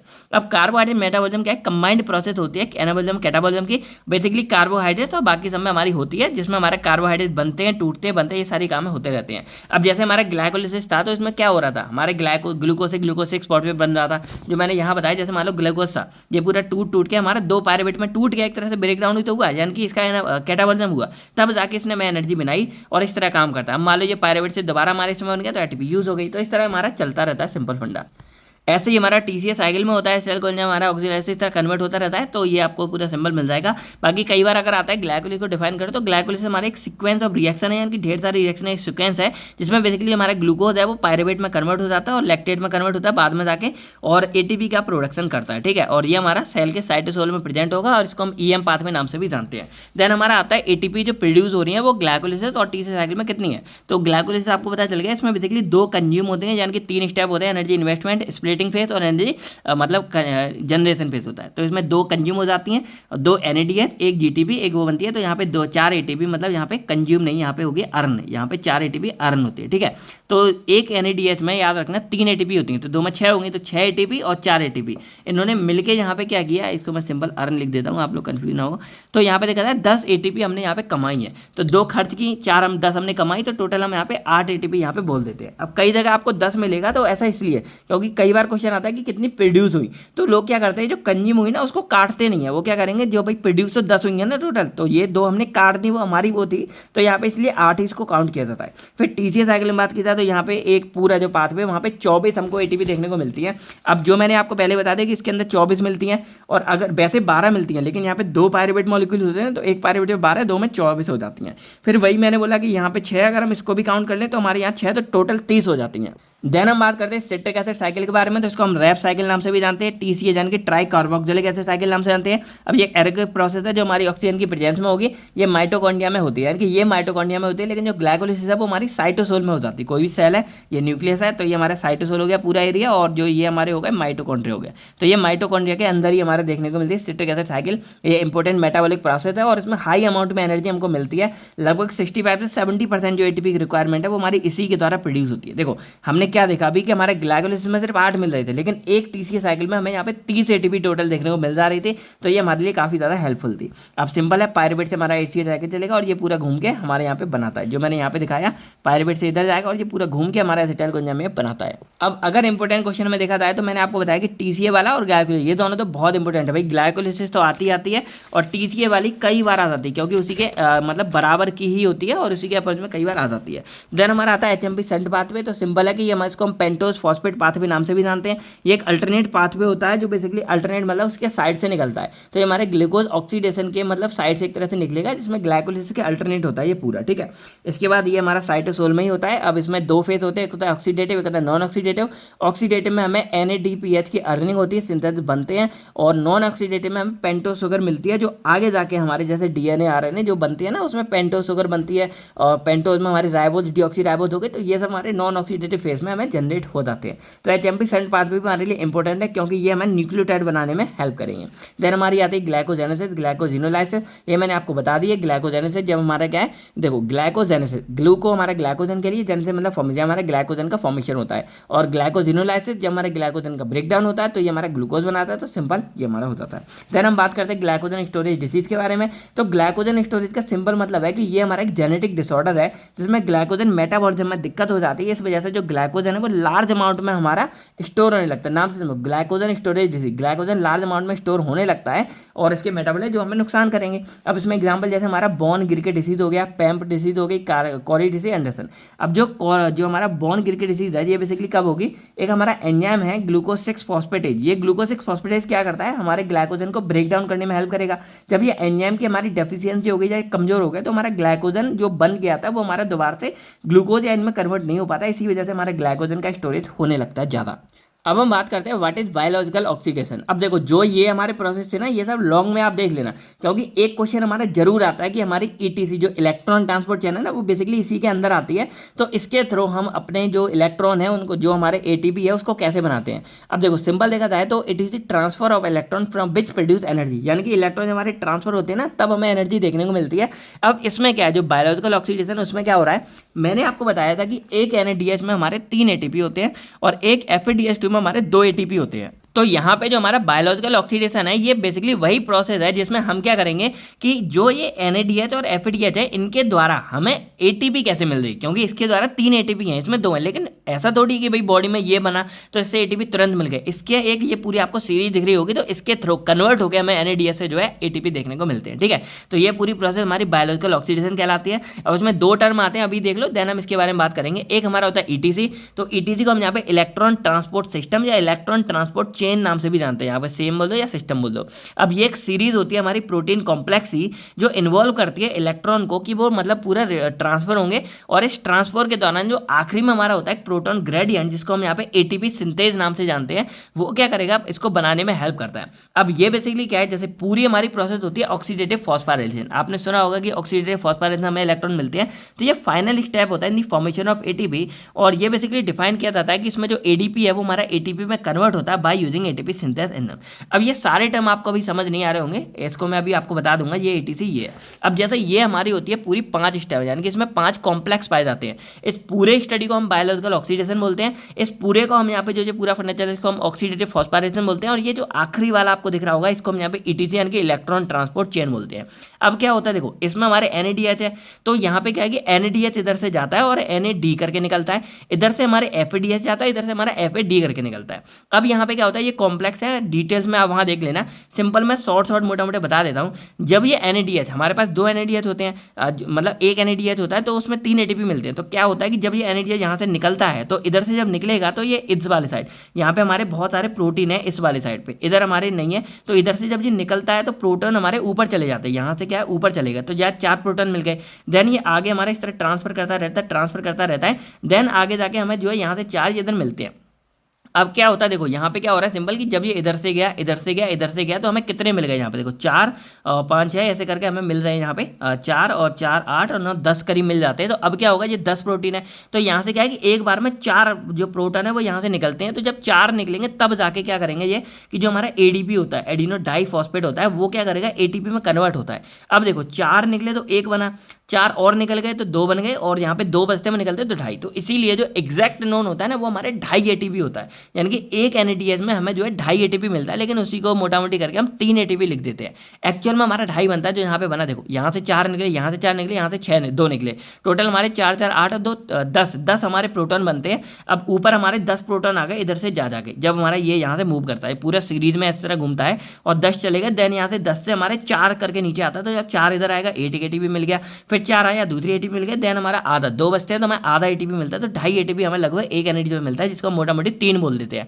देन हम बाहर करते हैं एफईडीएच में। अब देखो एफईडीएच से जब जाता है तो ये वाला तो जाएगा नहीं, क्योंकि ये तो हमारा फर्स्ट कॉम्प्लेक्स में इन्वॉल्व ही नहीं हो रहा, तो सेकंड वाला होता है, तो हमें सिर्फ 4 प्रोटॉन और यहाँ से 2 प्रोटॉन हमें मिलते हैं, तो 6 प्रोटॉन मिलते हैं। अब 6 में एक हमारा इधर बना और 2 से हमारा आधा बना तो 1.5, तो हमें एफईडीएच में 1.5 एटीपी मिलती है, उसकी हम मोटा मोटी करके 2 एटीपी बोल देते हैं। इसीलिए हमें एनएडीएच में हमें 3 एटीपी और इसमें हमें 2 मिलते हैं। एक्चुअल में इसमें 1.5 होता है, इसमें 2.5 होता है, तो इसी को हम 3 और 2 करके बोल देते हैं, और इस तरह हमारे जाता है। तो ये जो पूरा फंडा होता है इसको हम बायोलॉजिकल ऑक्सीडेशन पूरी स्टडी को बोल देते हैं, और सिंपल देखा जाए तो इस पूरे को जो प्रोसेस है उसको हम ऑक्सीडेटिव फॉस्फोराइलेशन बोल देंगे। और जो ईटीसी वाला फंडा है वो हमारा इतना है, यानी कि इतने एरिया वाले को हम यहाँ पे ईटीसी यानी कि इलेक्ट्रॉन ट्रांसपोर्ट चेन यहाँ पे बोल देते हैं, जिसकी वजह से ये सारा फंडा होता है। ठीक है, अब हम यहाँ बात करते हैं 2 टॉपिक अनकपलर्स एंड इनहिबिटर्स के बारे में। तो अनकपलर्स सिंपली क्या होता है कि जैसे मान लो हमारी 2 प्रोसेस थी, अब ऑक्सीडेटिव फॉस्फोराइलेशन वैसे देखा जाए तो यहाँ तक चल रहा है, यहाँ के बाद हमें इलेक्ट्रॉन ट्रांसपोर्ट चेन है।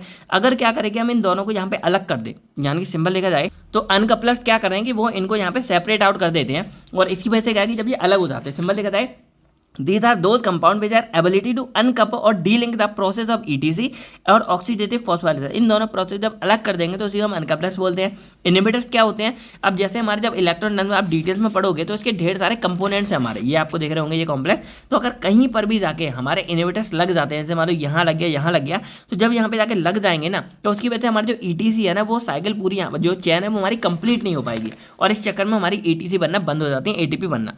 इसके एग्जाम्पल जैसे हमारा साइनाइड पॉइजनिंग है, तो साइनाइड जब बॉडी में कोई खा लेता है, साइनाइड पॉइजन वगैरह खा लेता है, तो वो इलेक्ट्रॉन ट्रांसपोर्ट चेन यानी कि डायरेक्टली एटीपी पे जाकर अटैक करेगा, और कहीं भी जाके किसी भी कॉम्प्लेक्स पे जाकर लग जाएगा तो हमारी एटीपी बनना बंद हो जाएगी। और अगर एटीपी नहीं बनेगी तो बॉडी में जब एनर्जी ही नहीं बनेगी तो कोई भी सेल वगैरह अपना काम अच्छे से नहीं कर पाएगा, और धीरे धीरे हमारे सेल वगैरह सब डेथ करना शुरू हो जाते हैं। तो इसलिए हमारे इनहिबिटर्स में ये सब इंपॉर्टेंट है, इसीलिए इसके कई बार मतलब एंटीडोट वगैरह आते हैं जो साइनाइड की जगह वहाँ पे जाके खुद लग जाएंगे, तो इस तरह ये काम करता है। तो ये हमारी 2 यूनिट यहाँ पे हो गई हैं, थोड़ी सी ज़्यादा थी क्योंकि इसमें से क्वेश्चन भी भी हमारे ज़्यादा बनते हैं। आई होप आपको ये दोनों अच्छे से रिवीजन हो गया होगा। अब हम बात करते हैं unit third, fourth and fifth के बारे में। बात करते हैं अपने यूनिट थर्ड के बारे में। तो देखो यूनिट थर्ड में बेसिकली 2 चैप्टर आते हैं। पहला आता है लिपिड मेटाबॉलिज्म, दूसरा आता है अमीनो एसिड मेटाबॉलिज्म।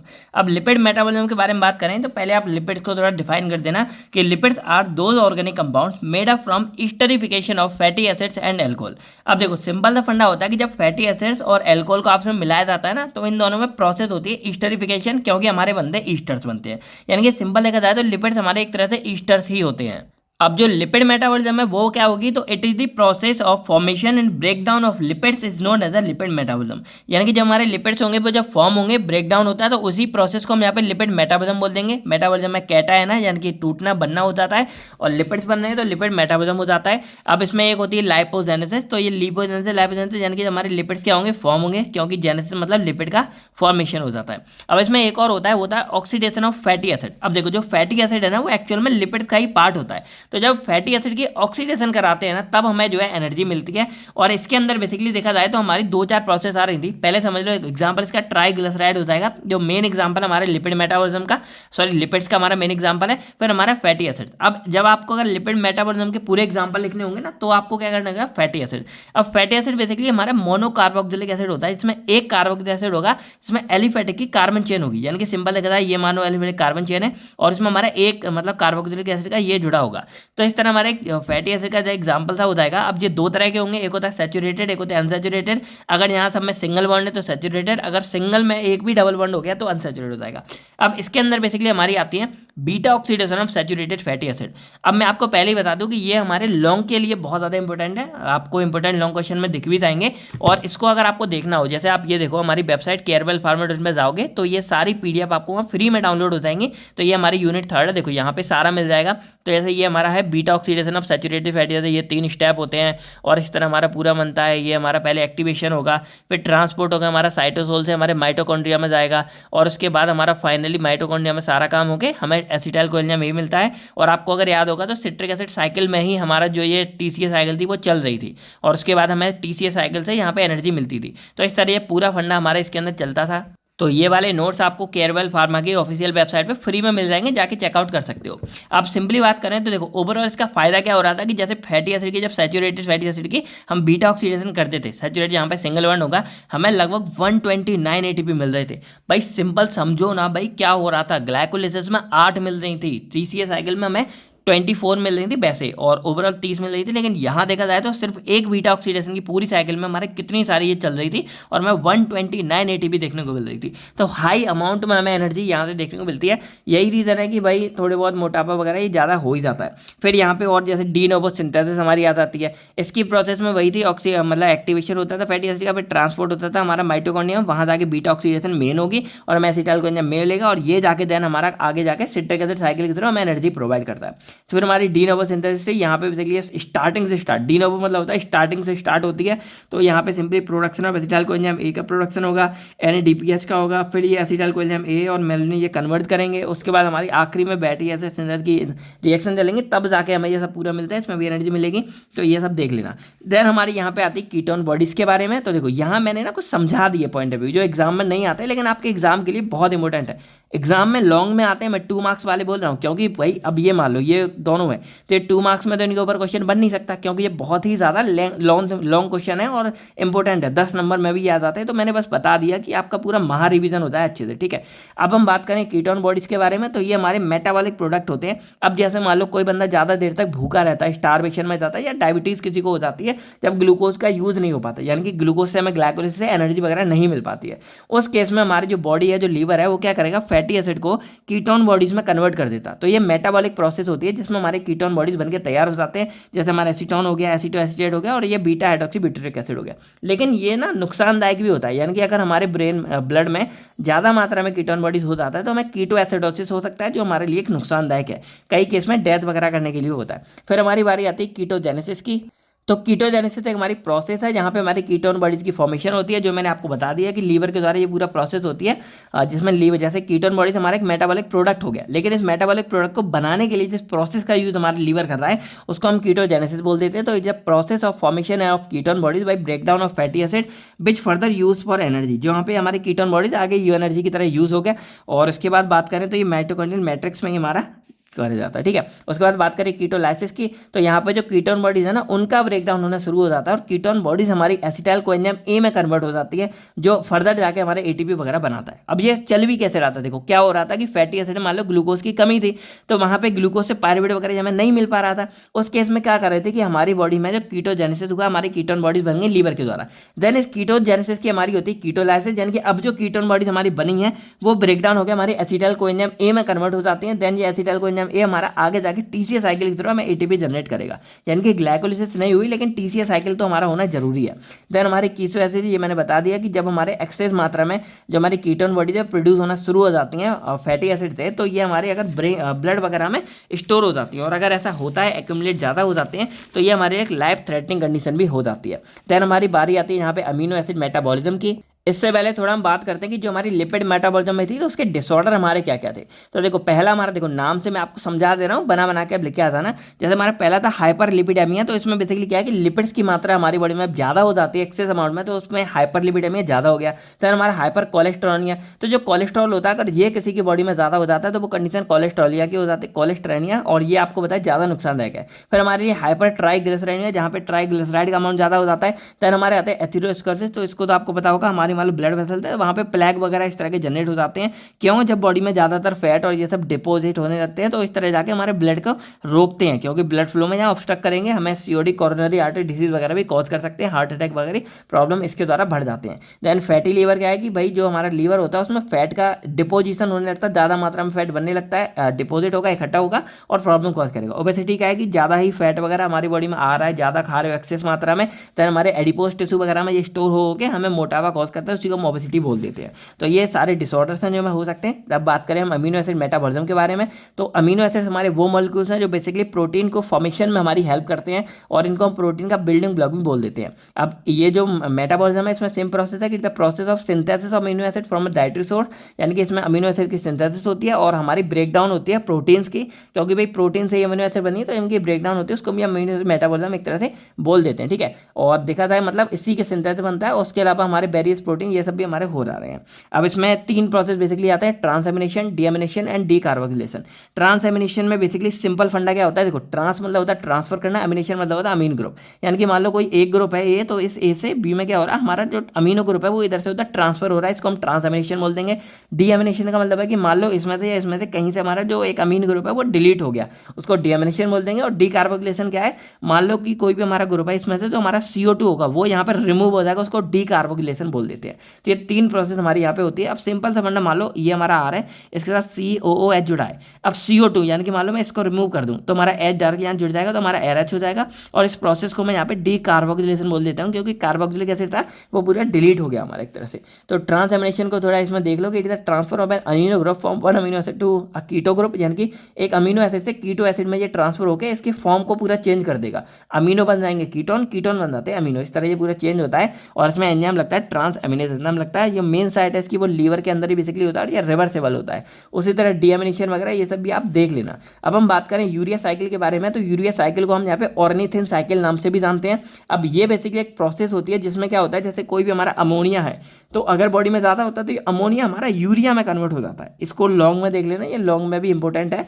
तो अमोनिया हमारा यूरिया में कन्वर्ट हो जाता है, देन ये यूरिया क्या होता है, मतलब यूरिन के थ्रू बॉडी से बाहर निकल जाता है। आप लोगों ने यूरिन फॉर्मेशन पढ़ा होगा भाई, आपके किस में था, HAP में था। तो उसमें क्या हो रहा था बेसिकली कि जो यूरिया है देन वो आगे कन्वर्ट होकर यूरिन के थ्रू हमारे बॉडी से बाहर निकल जा रहा था। तो यूरिया साइकिल का मेन काम क्या होता है कि ये भाई यूरिया को फॉर्म करता है जो हमारी बॉडी से एक्सेस मात्रा में जो नाइट्रोजन था, क्योंकि जो अमोनिया हमारे होता है उसमें NH2 होता है, तो एन में नाइट्रोजन होता है जो नुकसानदायक होता है हमारी बॉडी के लिए। तो ये नाइट्रोजन जो एक्सेस में होता है हमारी बॉडी में उसको बॉडी से बाहर निकालने में हमारी हेल्प करता है। अब देखो ये कई बार आ जाता है कि यूरिया साइकिल के डिसऑर्डर्स क्या है। अब मैं आपको अभी क्लियर कर दूं, जैसे देखो जो हमारा यूरिया साइकिल है ना उसमें 5 स्टेप होते हैं, 5 हमारी चीज़ें बनती हैं, तो जो हर एक स्टेप है उसके लिए हमारा एक एंजाइम मतलब रिस्पॉन्सिबल होता है। अब यहाँ पे क्या होता है कि अगर उनकी कमी हो जाती है, जैसे इसकी कमी हो गई तो ये हमारा ये वाला डिसऑर्डर, इसकी कमी की वजह से यूरिया साइकिल में कोई प्रॉब्लम आई तो ये है। तो आपको इसके लिए पहले, अब मैं इसको समझाऊं लेकिन आपको पहले यूरिया साइकिल के बारे में पढ़ना होगा। तो ये लॉन्ग में आप देख लेना आता है, तो अगर आप उसको एक बार समझ लोगे ना, ये आपको ऑटोमेटिकली सारे समझ आ जाएंगे, तो वहीं से आपको ये देखना पड़ेगा। देन हमारे कुछ अदर डिसऑर्डर जैसे हमारा आता है हाइपर बिलिरुबिनेमिया।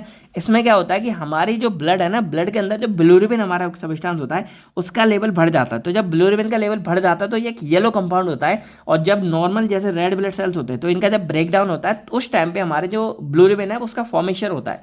तो जब एक्सेस मात्रा में हमारा रेड ब्लड सेल्स का मतलब ब्रेक डाउन हो रहा है, या मान लो किसी को एनीमिया हो गया जहां आरबीसी सेल डिस्ट्रॉय होते जा रहे हैं, तो उस केस में हमारा बिलिरुबिन का अमाउंट बढ़ जाता है। और अगर बिलिरुबिन का अमाउंट हमारे ब्लड में उसमें बढ़ जाता है तब ये प्रॉब्लम हमें यानी कि हाइपरबिलिरुबिनेमिया हो सकती है।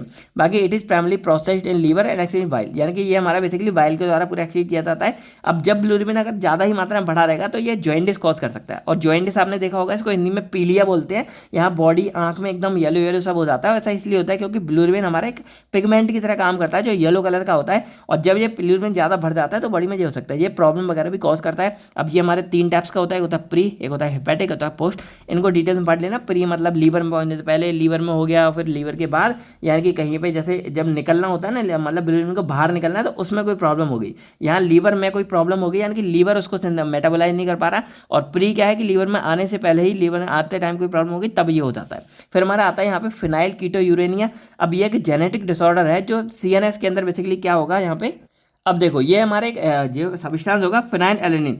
अब क्या होता है जैसे प्यूरिन वगैरह कोई ज़्यादा यूज़ करते हैं, प्यूरिन इंटेक जैसे रेड मीट वगैरह हो गया, जब प्यूरिन रिच वाले कंपाउंड, तब बॉडी में क्या है फ्लेनेमिन का अमाउंट बढ़ जाता है। और ये एक टॉक्सिक अमाउंट है जो अगर ब्रेन में चला जाता है ना, हमारे सीएनएस को डैमेज करता है, मतलब एक्सेस अमाउंट में। और जब हो जाता है, मान लो इसको अगर अनट्रीट करते हो, तो फिनाइलिन क्या हो जाता है ब्लड में धीरे धीरे स्टोर हो जाता है और हमारे ब्रेन को डैमेज कर सकता है। अब ये बेसिकली फिनाइलिन हाइड्रोक्सिलेज एंजाइम होता है जो इसको मेटाबॉलिक करेगा, उसकी ना कमी की वजह से भी हो सकता है। तो ये समझ गए कि फिनाइल कीटोयूरेनिया क्या है, फिनाइल एंडिया के हमारा सब्सटेंस है जो ज़्यादा ही अगर एक्सेस में एक्यूमुलेट हो जाता है ब्लड में, तब ये प्रॉब्लम कॉज करेगा और ये इतनी घातक है कि हमारे ब्रेन को डैमेज कर सकती है।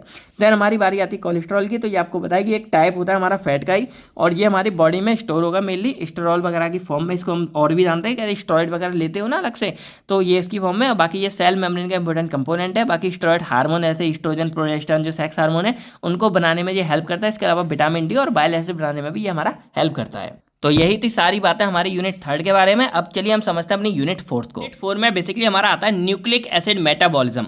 अब देखो न्यूक्लिक एसिड मेटाबॉलिज्म एक बहुत इंपॉर्टेंट टॉपिक है, क्योंकि इसके अंदर हमारे डीएनए आरएनए आते हैं और उनके ऊपर अलग से भी कई बार क्वेश्चन आते हैं। बाकी हमारे जो सिंथेसिस वगैरह है वो सब लॉन्ग में आप देख लेना।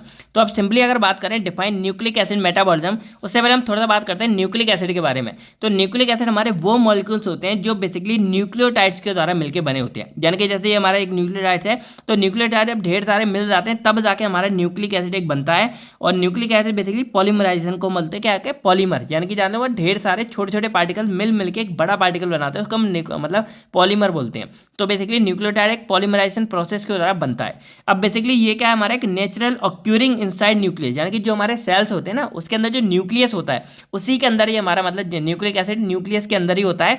और ये नेचुरली होता है, यानी कि हमने ऐसा नहीं अलग से बनाया है, उसी के अंदर ऑलरेडी पाया जाता है। अब इसके अंदर बेसिकली जेनेटिक इन्फॉर्मेशन पाई जाती हैं। अब जेनेटिक इन्फॉर्मेशन हमारा डीएनए और आरएनए की फॉर्म में पाया जाता है, और ये जेनेटिक इन्फॉर्मेशन वो होती है जो हमें पेरेंट्स के द्वारा मिलती है। जैसे मान लो किसी की आंखें जैसे थोड़ी सी चमकनी है, तो जो बच्चा होगा ना उसमें भी कई बार देखने को मिलता है कि आंखें ऐसी थोड़ी ब्राइट चमकती हुई मिलती हैं, तो ये पेरेंट्स के द्वारा मिल जाता है। बाल वैसे तो नॉर्मल ब्लैक होते हैं, किसी के मान लो गोल्डन कलर के हैं तो बच्चे में भी गोल्डन कलर आ जाता है। तो ये बेसिकली क्या है कि ये वो इन्फॉर्मेशन है जो हमें पेरेंट्स के द्वारा बच्चे के अंदर आती हैं। अब ये जो हमारा न्यूक्लियोटाइड है ये बेसिकली 3, यानी कि इसमें 3 हमारे छोटे छोटे सब्सटेंस मिले होते हैं। एक हमारा होता है पेंटोस शुगर। अब ये पेंटोस शुगर हमारी डीऑक्सी राइबोस शुगर और राइबोस शुगर के नाम से होती है। डीऑक्सी है तो डीएनए और राइबोस है तो आरएनए हमारा बनता है। फिर हमारा एक फॉस्फेट ग्रुप होता है पूरा, और उसके बाद हमारी नाइट्रोजनस बेस होता है जिसमें हमारा प्यूरिन या पिरिमिडिन पाया जाता है। प्यूरिन के अंदर हमारा एडेनिन थायमिन आ जाएगा, पिरिमिडिन में साइटोसिन। ये थोड़ा सा आगे पीछे देख लेना, ठीक है। इसके बाद बात करें न्यूक्लिक एसिड मेटाबॉलिज्म के बारे में, तो इसमें वही सिंपल से फंडा है कि जो हमारा न्यूक्लिक एसिड है उसकी सिंथेसिस होगी, मॉडिफिकेशन होगी, ब्रेकडाउन होगा, डिग्रेडेशन होगा। इसी को हम यहाँ पे न्यूक्लिक एसिड मेटाबॉलिज्म बोल देते हैं। अब इनके अलग अलग टॉपिक और भी आते हैं। जो आपको यहाँ दिख रहे होंगे तो ये लॉन्ग में काम करेंगे। जैसे हमारा न्यूक्लियोटाइड बायोसिंथेसिस हो गया, कैसे क्या होता है, स्ट्रक्चर हो गया, फिर बायोसिंथेसिस ऑफ प्यूरिन न्यूक्लियोटाइड। अब ये 2 वीडियो में कवर है, एक में हमने डीएनए आरएनए स्टिक सारा कुछ कवर किया है, एक वीडियो में आपको प्यूरिन और पिरिमिडिन के बायोसिंथेसिस के बारे में पता चलेगा। तो de novo pathway, salvage pathway, ये पूरा आपको दिख रहा होगा।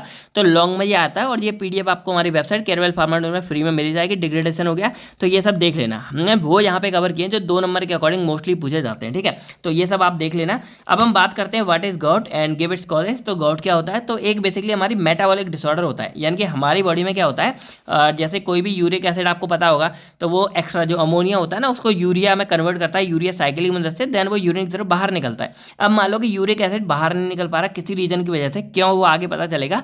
तो यूरिक एसिड क्या होता है कि बॉडी में मान लो ब्लड में एक्सेस मात्रा में आ गया, तो जब ये एक्सेस में आता है ना, तो जब बढ़ता जाता है तो ये सैचुरेटेड हो जाता है, यानी कि बहुत ज़्यादा मात्रा में, और इसकी वजह से क्या है कि ये भाई क्रिस्टल में कन्वर्ट हो जाता है। अब क्या होता है कि ये जो यूरिक एसिड है जो एक्स्ट्रा वाला, वो हमारे इधर, जैसे कोई भी हमारे जॉइंट्स होते हैं तो हड्डियां होती हैं, उनके बीच में जहाँ जो हमारा जगह होता है साइनोवियस पूरा है, यहाँ पे जाके हमारा साइनोवियल फ्लूइड में जाके इकट्ठा होने लगता है। और जब बहुत ज़्यादा मात्रा में इकट्ठा हो जाता है, देन जब इकट्ठा होता रहेगा तो लिक्विड में, तो ये हमारा क्या है, धीरे धीरे क्रिस्टल में कन्वर्ट हो जाता है। और जब क्रिस्टल में इस तरह कन्वर्ट हो जाएगा तो यहाँ पे हमें इन्फ्लामेशन, पेन, दर्द वगैरह करेगा, और हमें मूवमेंट वगैरह में भी बहुत दिक्कत होगी। और इसी प्रॉब्लम को हम यहाँ पे गॉट बोल देते हैं, GOUT, यानी कि एक हमारा मेटाबॉलिक डिसऑर्डर है जो बेसिकली मोनोसोडियम यूरेट यानी कि यूरिक एसिड की डिपोजिशन की वजह से हो जाता है, और ये एक्सेस अमाउंट में हमारे किसी भी टिश्यू के अंदर भर जाता है। मेनली ये नहीं है कि हमारे जॉइंट्स में होगा, ये बाकी का टिश्यू, हाथ वगैरह इधर उधर भी बढ़ जाता है। अब ये इन्फ्लामेशन पेन को कॉज करता है, जो हमें दिक्कत कॉज करेगा। अब इसमें जॉइंट्स वगैरह में बहुत ही पेनफुल जॉइंट्स वगैरह होता है, ये बहुत कॉमन हो जाता है, ठीक है। अब ये क्यों हुआ कॉजेज, तो इसके पीछे सबसे बड़ा कॉजेज होता है हमारा हाइपर यूरियासेमिया का।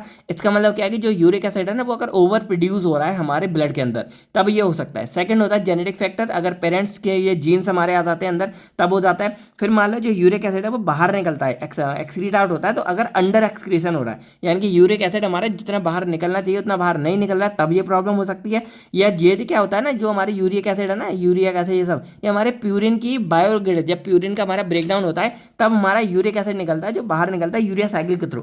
लेकिन अब मान लो कोई ज़्यादा मात्रा में प्यूरिन का इंटेक करा है, जैसे कोई सी फूड हो गया समुद्री, या हाई फंक्शन वाले कुछ फूड्स हो गए, हाई फ्रक्टोज वगैरह हो गए, तो ऐसे कोई रेड मीट वगैरह हो जाता है। तो अगर कोई ऐसे भी ज़्यादा लेता है, उस केस में प्यूरिन का मेटाबॉलिज्म ज़्यादा होगा, तो प्यूरिन ज़्यादा टूटेगा, तो ज़्यादा मात्रा में जो है यूरिक एसिड देखने को मिलता है, तब गॉट हो सकता है। अब नेक्स्ट आता है व्हाट इज डीएनए रेप्लिकेशन। अब देखो सिंपल क्या है कि जैसे हमारा डीएनए होता है, तो डीएनए जब अपने नए डीएनए को बनाता है, तो उसी प्रोसेस को डीएनए रेप्लिकेशन बोल देते हैं। यानी कि it is a process by which double strand DNA, जो एक डबल स्ट्रैंड वाला हमारा डीएनए होता है, वो क्या करता है, अपनी कॉपीज को मतलब कॉपी कर करके आइडेंटिकल डीएनए मॉलिक्यूल्स बनाता है, नई डीएनए बना रहा है, उसी को हम यहाँ पे डीएनए रेप्लिकेशन बोल देते हैं। अब एक डीएनए से हमारे 2 बनते हैं, इसको हम सेमी कंजर्वेटिव मतलब मॉडल के थ्रू समझ सकते हैं। अब इस मॉडल में क्या हो रहा है, जैसे मान लो ये डीएनए हमारा एक पूरा पेरेंट्स डीएनए है। अब क्या होता है कि इसके 2 स्ट्रैंड में होता है, तो एक स्ट्रैंड मान लो मैंने इधर वाला उठा के मैंने इधर रख दिया, इधर वाला मैंने इधर रख दिया, तो 2 हमारे स्ट्रैंड हो गए। अब क्या होगा कि ये एक स्ट्रैंड इसका, एक इसका, तो ये अलग अलग हो गए। अब क्या होगा, एक नया स्ट्रैंड हमारा आएंगे, जो ये दिख रहे होंगे ये, तो ये न्यू स्ट्रैंड आके यहाँ लग जाएंगे, तब जाके हमारे 2 पेरेंट्स डीएनए बन जाते हैं। यानी कि इसी एक डीएनए ने क्या किया कि अपने दोनों को एक इधर भेज दिया, एक इधर भेज दिया। अब इनके ऊपर जो नया स्ट्रैंड आके लगता चला गया, और हमारे 2 डीएनए बन गए। तो इस तरह हमारा डीएनए का रेप्लिकेशन होता है, 1 से 2 डीएनए बनते हैं। अब ये प्रोसेस भी लॉन्ग में देख लेना, डीएनए रेप्लिकेशन वगैरह की। हमारा आता है डिस्कस अबाउट जेनेटिक कोड्स हमारे क्या होते हैं। अब देखो जब ये डीएनए की रेप्लिकेशन हो रही होगी, या ट्रांसक्रिप्शन, ट्रांसलेशन, ये चलो मैं अभी आपको बताता हूँ, पहले आप ये समझो कि डीएनए आरएनए ये सब क्या होता है। तो देखो डीएनए एक्चुअल में क्या होता है, डीएनए की फुल फॉर्म है डीऑक्सीराइबो न्यूक्लिक एसिड, जो हमारा एक डबल स्ट्रैंड वाला मॉलिक्यूल्स होता है, और ये हमारी जेनेटिक इन्फॉर्मेशन को कंटेन करता है, और नए सेल के पास हमारा भेजता है जब सेल डिवीजन होता है। मान लो एक सेल से हमारे 2 सेल बन रहे होते हैं बॉडी में, तो इस सेल के अंदर जो इन्फॉर्मेशन है वो हमारे एक इधर में भेज देगा, एक इधर भेज देगा, तो इस तरह पूरा ट्रांसफर करता है, और ये बेसिकली आरएनए बनाने में भी हेल्प करता है। अब फिर हमारा आता है आरएनए, तो ये हमारा एक राइबो न्यूक्लिक एसिड है, और ये सिंगल स्ट्रैंड वाला होता है, और इसके अंदर बेसिकली जो डीएनए है वो हमारा सिंथेसाइज मतलब डीएनए से बनता है। अब सिंपल देखा जाए, जैसे मान लो डीएनए है, तो डीएनए के बाद हमारी प्रोसेस होती है ट्रांसक्रिप्शन, उसमें बेसिकली क्या है, हमारा डीएनए से आरएनए बनता है, और देन हमारी आरएनए के बाद हमारी बनती है प्रोटीन। यानी कि डीएनए हमारा डीएनए से बन जाता है, लेकिन डीएनए आरएनए को क्या है, डीएनए की जरूरत पड़ती है। तो डीएनए से हमारा क्या होता है, देखो डीएनए से डीएनए बन जाता है, देन ये डीएनए हमारा आरएनए को बनाता है with the help of process transcription. उसके बाद आरएनए हमारा बनाता है प्रोटीन को with the help of process translation. अब 3 स्टेप होते हैं जब हमारा डीएनए बनेगा, जब आरएनए बनेगा, initiation, elongation and termination. 3 step में हमारी ये कंप्लीट होती है, और जब आरएनए बनता है तो ये प्रोसेस के बाद हमारी मैच्योरेशन भी होती है आरएनए के, तब बनता है। और आरएनए हमारा एमआरएनए, टीआरएनए, ये सब हमारे टाइप्स के होते हैं। तो आरएनए हमारा एक राइबोन्यूक्लिक एसिड है जो सिंगल स्ट्रैंड का होता है जो डीएनए के द्वारा बनता है। ये हमारा बेसिकली क्या है, प्रोटीन में जब आरएनए बन जाता है देन ये हमारी प्रोटीन बनाने में हमारी हेल्प करता है और जीन एक्सप्रेशन, कैटाबॉलिज्म, इन सब में हमारी हेल्प करता है। फिर डीएनए आपने यहाँ पे समझ लिया। अब देखो डीएनए आरएनए हमारे एक न्यूक्लियोटाइड होते हैं। आपको मैंने क्या बताया था स्टार्टिंग में कि हमारा एक न्यूक्लिक एसिड है और ये न्यूक्लिक एसिड हमारे न्यूक्लियोटाइड के द्वारा मिलकर बना है। न्यूक्लियोटाइड में हमारे 3 स्ट्रक्चर पाए जाते हैं, मतलब 3 सब्सटेंस एक तरह से यहाँ पे हो जाएंगे। पहला हमारा होता है डीऑक्सीराइबोस शुगर। अब ये देखो अगर डीएनए है तो डीऑक्सीराइबोस और आरएनए होगा तो यहीं पर राइबोस शुगर हो जाएगी। ठीक है, तो डीऑक्सी मतलब हो गया कि एक जो स्ट्रक्चर हमारा होगा उसमें इधर एक OH ग्रुप नहीं होता है तो वो डीऑक्सी हो जाता है पूरा, और इधर OH होगा तो हमारा राइबोस हो जाता है, सिंपल। तो डीऑक्सीराइबोस हमारे डीएनए के लिए। अब जो नाइट्रोजनस बेस है वो हमारे 4 होते हैं, सिंपल अगर मैं आपको दिखाऊं तो मतलब टोटल 5 होते हैं लेकिन 4 हमारे पाए जाते हैं किसी भी डीएनए या आरएनए में। फर्क क्या होता है मैं अभी आपको बता दूंगा। तो एक हमारा होता है एडेनिन, फिर हमारा G for guanine, U for uracil, T for thymine और C फॉर होता है साइटोसिन। ठीक है, पता चल गया। अब क्या होता है कि जो हमारा डीएनए है वहां पे हमारा यहाँ पे पाया जाता है थायमिन, यानी कि यहाँ पे देखो एडेनिन और थायसिन और उसके बाद हमारा ग्वानिन और साइटोसिन, ये इस पेयर में पाए जाते हैं। ये दोनों डबल बॉन्ड से होंगे, ये दोनों ट्रिपल बॉन्ड से होते हैं। G से ट्रिपल बॉन्ड से, ये डबल बॉन्ड से। और ये नाइट्रोजनस बेस एक पेयर में पाए जाते हैं जो हमारी जैसे ये जब आपको ये दिख रहा होगा हेलिक्स बन रहा है तो इधर से इधर ये क्या होता है, इस तरह से आपने स्ट्रक्चर देखा कनेक्ट, तो इधर एक A होता है, इधर हमारा T हो जाएगा, फिर इधर G होगा, फिर इधर C होगा। तो इस तरह ये बॉन्ड बना के पूरे इस तरह से डबल कंपाउंड करते हैं। और इनका स्ट्रक्चर अगर जनरल देखा जाए तो जैसे हमारा ये मान लो राइबोस शुगर है, ये हमारा नाइट्रोजनस बेस है, ये हमारा फॉस्फेट ग्रुप है। फॉस्फेट ग्रुप और शुगर ये हमारी राइबोस शुगर होती है। तो शुगर और फॉस्फेट ग्रुप हमारे ईस्टर बॉन्ड के द्वारा कनेक्ट होंगे और शुगर हमारी ये जो हमारा न्यूक्लियोसाइड बॉन्ड है इसके द्वारा ग्लाइकोसिडिक बॉन्ड के द्वारा कनेक्ट होता है। थोड़ी बहुत बेसिक आपको पता चल गया, लॉन्ग में देख लेना, स्ट्रक्चर वगैरह बहुत इंपॉर्टेंट है। फिर यहाँ पे पूरा दिख गया। अब आरएनए में बेसिकली क्या है, यहाँ पे राइबोस शुगर हो जाएगी और नाइट्रोजनस बेस में क्या डिफरेंस आता है ध्यान से देखो। यहाँ पे एडेनिन के साथ हमारा यूरेसिल हो जाता है, यानी कि जो थायसिन था ना, यानी कि यहाँ पे 5 होते हैं। तो अगर हम इस यूरेसिल और थायमिन इन दोनों को यहाँ पे रख दें तो यूरेसिल हमारा होता है ये आरएनए के केस में होता है और थायमिन जो हमारा होता है वो डीएनए के केस में होता है। तो वही यहाँ पे फर्क हमें क्या देखने को मिल रहा है, A डबल बॉन्ड T और G ट्रिपल बॉन्ड C। तो यहाँ पे AT है लेकिन जो आरएनए है उसमें यहाँ T की जगह हमारा U आ गया, यानी कि यूरेसिल आ जाता है। तो आरएनए डीएनए आपको समझ आ गया, डीएनए से आरएनए बनता है देन यहाँ बनता है। अब ये जब प्रोसेस पूरी चल रही होती है ना तो हमारे ये कोड के द्वारा चलती है, यानी कि अब जैसे मान लो ये हमारा नया बनता जा रहा है। अब क्या होगा कि यहाँ पे आपको क्या समझ आया, ये इधर जो कनेक्ट होते हैं ना, जो हमारे बेस कनेक्ट होते हैं। अब यहाँ पर देखो जेनेटिक कोड क्या होता है, it is the information contained by the mRNA and this information is used for the synthesis of protein. अब जो भी हमारे प्रोटीन बन रहे हैं, जो भी हमारे डीएनए बन रहे हैं, जो भी आरएनए बन रहे हैं, वो सब हमारे इन्हीं जेनेटिक कोड की मदद से बनते हैं। अब ये कोड कैसे होते हैं, तो जैसे आपको ये दिख रहे होंगे, अब ये जो आपको यहाँ दिख रहे हैं जैसे ये कनेक्ट है, तो आप क्लियर हो जाए, ये कनेक्ट है ना, तो जब इधर इधर ये बॉन्ड हमारे बन रहे हैं ना, तो ये जो हमारे बॉन्ड बन रहे होते हैं ये हमारे इन्हीं की मदद से बनते हैं। यानी कि मान लो यहाँ पे A है, ठीक है, इस तरफ A हो गया, यानी कि सिंपल अगर मैं दिखाऊं, मान लो ये आपस में कनेक्ट हैं, तो इधर मान लो यहाँ पे A है तो इधर हमारा क्या होगा T होगा, और T और A आपस में इस तरह कनेक्ट है। फिर मान लो इधर हमारा G हो गया तो इधर हमारा C है और ये आपस में इस तरह कनेक्ट है, तो इनके द्वारा होता है। तो जब यहाँ पे ये कोड मान लो ये AG बन गया, तो इसी तरह हमारे कोड बनते हैं, मान लो AGT बन गया, AUG बन गया, UAC बन गया। तो इस तरह हमारे जब 3 लगातार जो भी हमारे बेस पेयर के ये होंगे तो इन्हीं को जब 3 हम लगातार को इसको बोलते हैं, इसी को हम कोडॉन बोल देते हैं। तो बेसिकली क्या है कि it is a set of rule by which information encoded, यानी कि इनकोड हमारी हो रही है बॉडी के अंदर। इसको लॉन्ग में देख लेना, शॉर्ट में जितना मैं समझा पा रहा हूँ भाई 2 मिनट में 2 नंबर के लिए उतना मैं आपको समझा रहा हूँ। तो आप कैसा लग रहा है भाई कमेंट करके बता देना। तो विच information encoded in genetic material जो कोड हमारी की जाती है, अब ये ट्रिपलेट होते हैं हमारे न्यूक्लियोटाइड, जो हमारे जो न्यूक्लियोटाइड है ये ट्रिपलेट, यानी कि 3 हमारे लगातार इस तरह से बन जाते हैं। अब ये 2 टाइप्स के होते हैं, एक होता है कोडॉन, एक होता है एंटी कोडॉन। तो कोडॉन बेसिकली mRNA मॉलिक्यूल्स के अंदर होगा। अब ये कोडॉन हमारा सीक्वेंस होता है, यहाँ पे 3 न्यूक्लियोटाइड हमारे लगातार पाए जाएंगे। और ये बेसिकली क्या है, जैसे कोई भी हमारी प्रोटीन सिंथेसिस जब होती है ना तो इन्हीं कोड पे चलती है, यानी कि कब प्रोटीन बनना शुरू होगा, कब प्रोटीन बनना रुकना होगा, तो हमारे इसी कोड पे चलती है। तो हमारे जैसे AUG हो गया कोड, यानी कि यहाँ पे A फॉर देखा था हमारा सिंपल एडेनिन हो गया, U फॉर यूरेसिल हो गया और G फॉर थायमिन हो गया। और ये हमारा RNA के अंदर होगा, क्योंकि भाई यूरेसिल हमारा सिर्फ RNA के अंदर ही होता है। फिर हमारा एंटी कोडॉन हो गया, तो ये लोकेटेड होता है हमारा tRNA में, यानी कि RNA की tRNA में प्रेजेंट होगा। अब ये एंटी कोडॉन हमारा सीक्वेंस होगा, ये भी tRNA के अंदर होगा। अब tRNA RNA ये सब मिलके हमारे प्रोटीन को बनाते हैं। अब ये लॉन्ग प्रोसेस है जो आपको लॉन्ग में ही समझ आएगा। अब थोड़ा अगर मैं आपको दिखाऊं तो इस तरह हमारा एक छोटा था ये RNA था, इस तरह हमारा mRNA लगा था, यहाँ पे बुला रहा था, ये इधर से tRNA आ रहा था, एक जुड़ गया, इधर से इधर शिफ्ट कर गया, फिर इधर शिफ्ट करेगा, इस तरह करके जब हमारी लंबी चेन बन जाती है देन यहाँ से एक कोड आता था हमारा, जो टर्मिनेशन में हमारा एक कोड होता है। यहाँ पे सिंपल अगर देखा जाए, यूएजी या फिर यूएई। जैसे हमारा ये कोड यहाँ पे आएगा यूएजी, यहाँ से हमारी ये चेन कट जाएगी और हमारी जो प्रोटीन की लंबी चेन होगी वो ऐसे बाहर निकल के आ जाती है। अब इसमें लगातार हमारे ये अमीनो एसिड इस तरह जुड़े होते हैं। तो ये लॉन्ग में आप देख लेना, तो ये हमारा सिंपल होता है। कोडॉन हमारे होते हैं बेसिकली सिंपल देखा जाए एमआरएनए में, एंटी कोडॉन हमारे टीआरएनए में, कोडॉन हमारे सिंपल देखा जाए यहाँ पे, तो ये बेसिकली क्या है, वो हैं जो हमारे एमआरएनए में इंक्लूड होंगे। 3 कोड होंगे हमारे, एग्जाम्पल जैसे एयूजी हो गया, एंटी कोडॉन हमारे टीआरएनए में होंगे। टीआरएनए ट्रांसफर करता है, यानी कि ये अमीनो एसिड को एक जगह से जगह लेके जा रहा है, ये हमारा लेके जा रहा है। एमआरएनए कोडिंग कर रहा है, ये लेके आ रहा है उसको, जो अमीनो एसिड्स हैं उनको, और ये दोनों मिलकर हमारे मतलब अमीनो एसिड को बना रहे होते हैं यहाँ पे, ठीक है। डीएनए आरएनए मैंने आपको बता ही दिया सारा कुछ। अब प्रोसेस देखा जाए तो ये टर्मिनेशन हमको पता ही होगा कि सिंपल हमारी एक लास्ट स्टेप है ट्रांसलेशन के या फिर ट्रांसएमिनेशन का,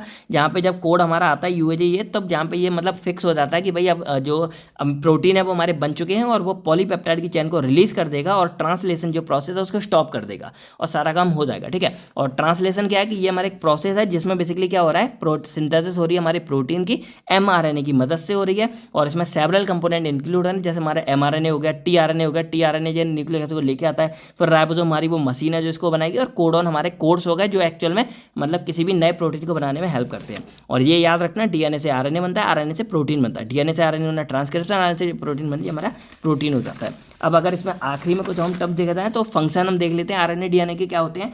तो आरएनए बेसिकली हमारा प्रोटीन सिंथेसिस में हेल्प करता है, डीएनए से आरएनए बनना ट्रांसक्रिप्शन, आरएनए से डीएनए बनना ट्रांसलेशन, तो ये ट्रांसलेशन में हमारी हेल्प करता है। उसके बाद यहाँ बात करें तो जीन रेगुलेशन, जो जीन वगैरह क्या है, क्योंकि इसी के अंदर सारी इन्फॉर्मेशन इनकोड होती है। तो एमआरएनए, टीआरएनए और आरएनए ये हमारे वो करते हैं हेल्प। आर हमारा राइबोसोमल है, टी हमारा ट्रांसफर है, और ये हमारा मैसेंजर है।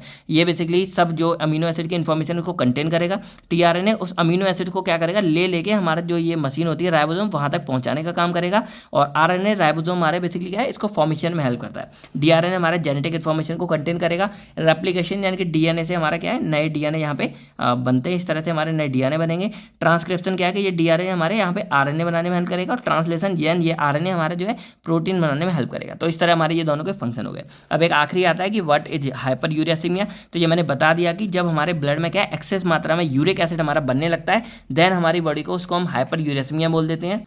और इसमें वही है कि हमारा यूरिक एसिड क्या है, लीवर और इसके मतलब ब्लड स्ट्रीम में ज़्यादा मात्रा में स्टोर होने लगता है। और इसमें जो जब ये ज़्यादा मात्रा में हो रहने लगता है तो ये बेसिकली क्या है, यूरिन से मतलब बाहर नहीं होता। Uric acid is excreted in the form of urine normally, लेकिन इस केस में क्या है कि नॉट एक्सक्रीटेड। जब ये एक्सक्रीट नहीं होता है उस केस में क्या करेगा कि ये भाई हमारे बॉडी में गॉट कॉज करेगा। क्या करेगा, गॉट कॉज करेगा, जो हमने स्टार्टिंग में देख लिया। तो ये था हमारा पूरा। अब आई होप आपको यूनिट 4 तक का सारा कुछ समझ आ गया होगा। अब हम जल्दी से बात कर लेते हैं अपने यूनिट 5 के बारे में। तो हमारी यूनिट 5 का नाम है एंजाइम्स, और इसके अंदर बेसिकली एंजाइम के बारे में सारी बात की गई है। एंजाइम क्या होता है, एंजाइम काइनेटिक क्या होते हैं, और इसके अंदर जो हमारा दोस्तों, तो इसके अंदर हमारा जो लॉन्ग क्वेश्चन है वो मिकेलिस मेंटन इक्वेशन, और जो भी क्लासिफिकेशन मैंने आपको करा रखे हैं आप देख लेना जाके।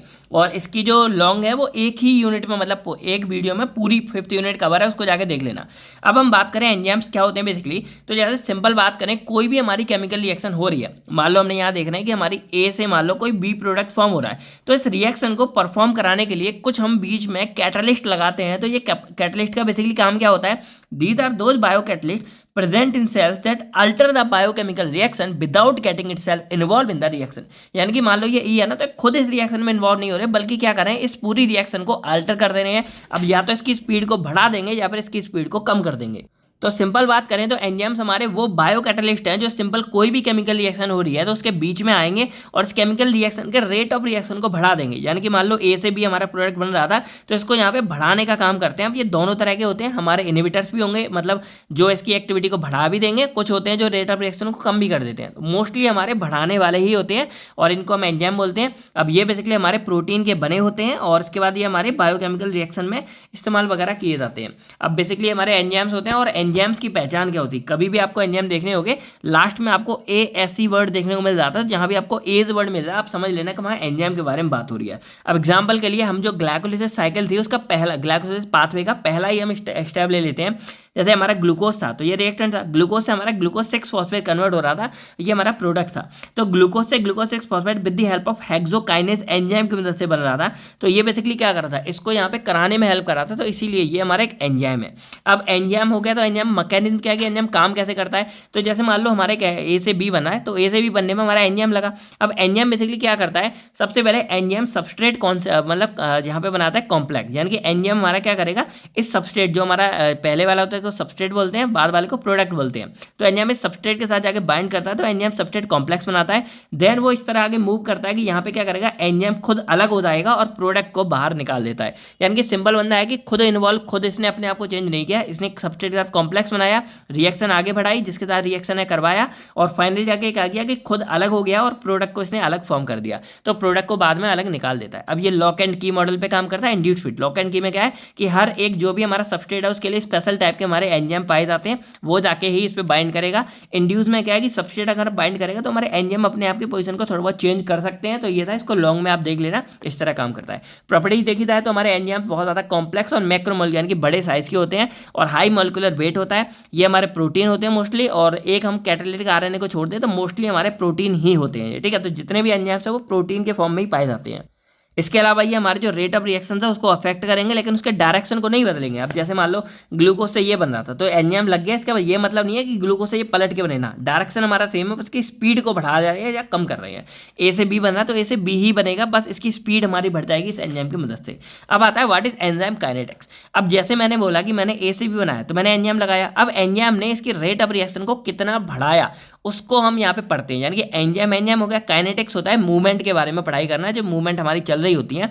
तो एंजाइम काइनेटिक हो जाएगा कि एंजाइम किसी भी रेट ऑफ रिएक्शन को कितना बढ़ा रहा है या कितना घटा रहा है, उसी को हम यहाँ पे स्टडी करते हैं। तो it is define the study of rate of reaction which is catalysed by the enzyme.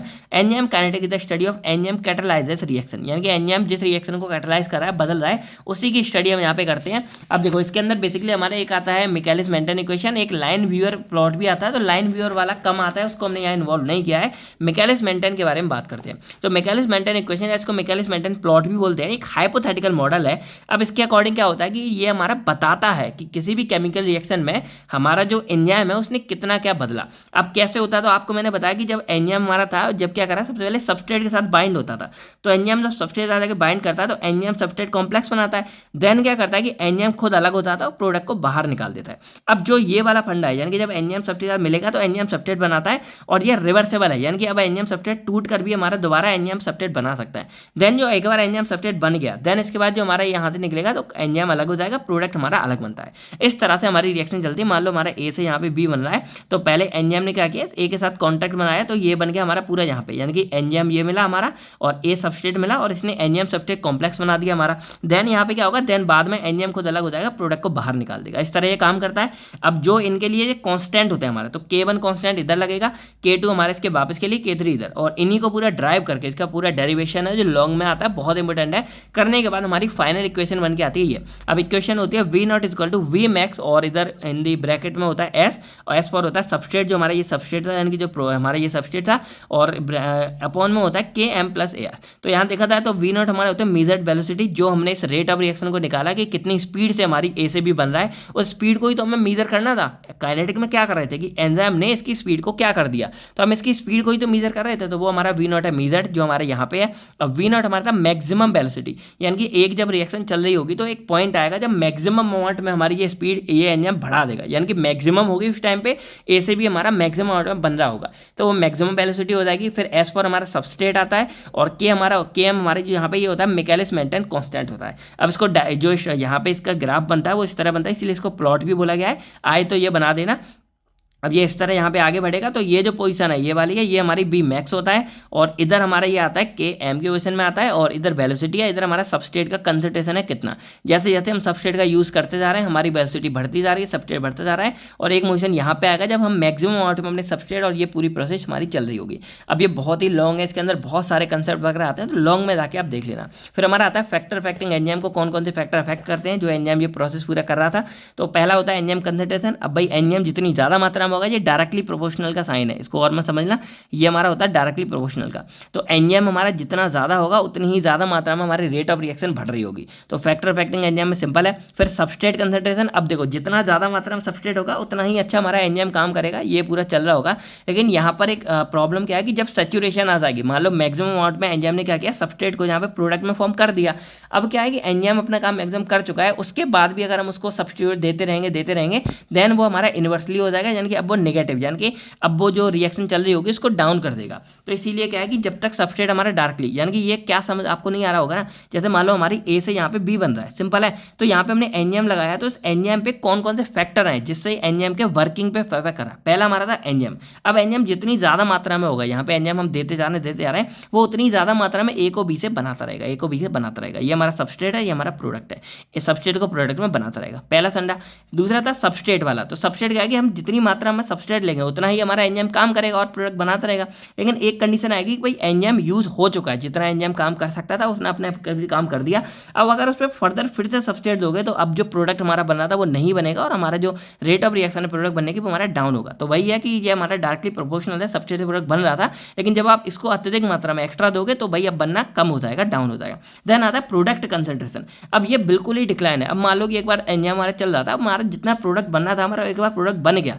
अब अगर एक बार हमारा प्रोडक्ट बन गया तो एंजाइम काम करेगा? नहीं करेगा। एंजाइम अपने एक्शन को डिक्लाइन कर देगा, क्योंकि अब एंजाइम का काम क्या था, सबस्ट्रेट को प्रोडक्ट में बनाना। अगर एक बार एंजाइम ने प्रोडक्ट बना दिया तो अब इसकी जरूरत है ही नहीं। फिर हमारा आता है टेम्परेचर एंड पीएच, तो ये ऑप्टिमम पे काम करता है, इनकी ऑप्टिमम टेम्परेचर प्रेशर पे हमारा सारा काम करता है। फिर आता है इनहिबिटर्स एक्टिवेटर्स, तो सिंपल है, जो एक्टिवेटर्स हैं वो एंजाइम की एक्टिविटी को बढ़ा देंगे, इनहिबिटर्स हैं वो एंजाइम की एक्टिविटी को कम कर देते हैं। तो एक्टिवेटर्स आप समझ गए।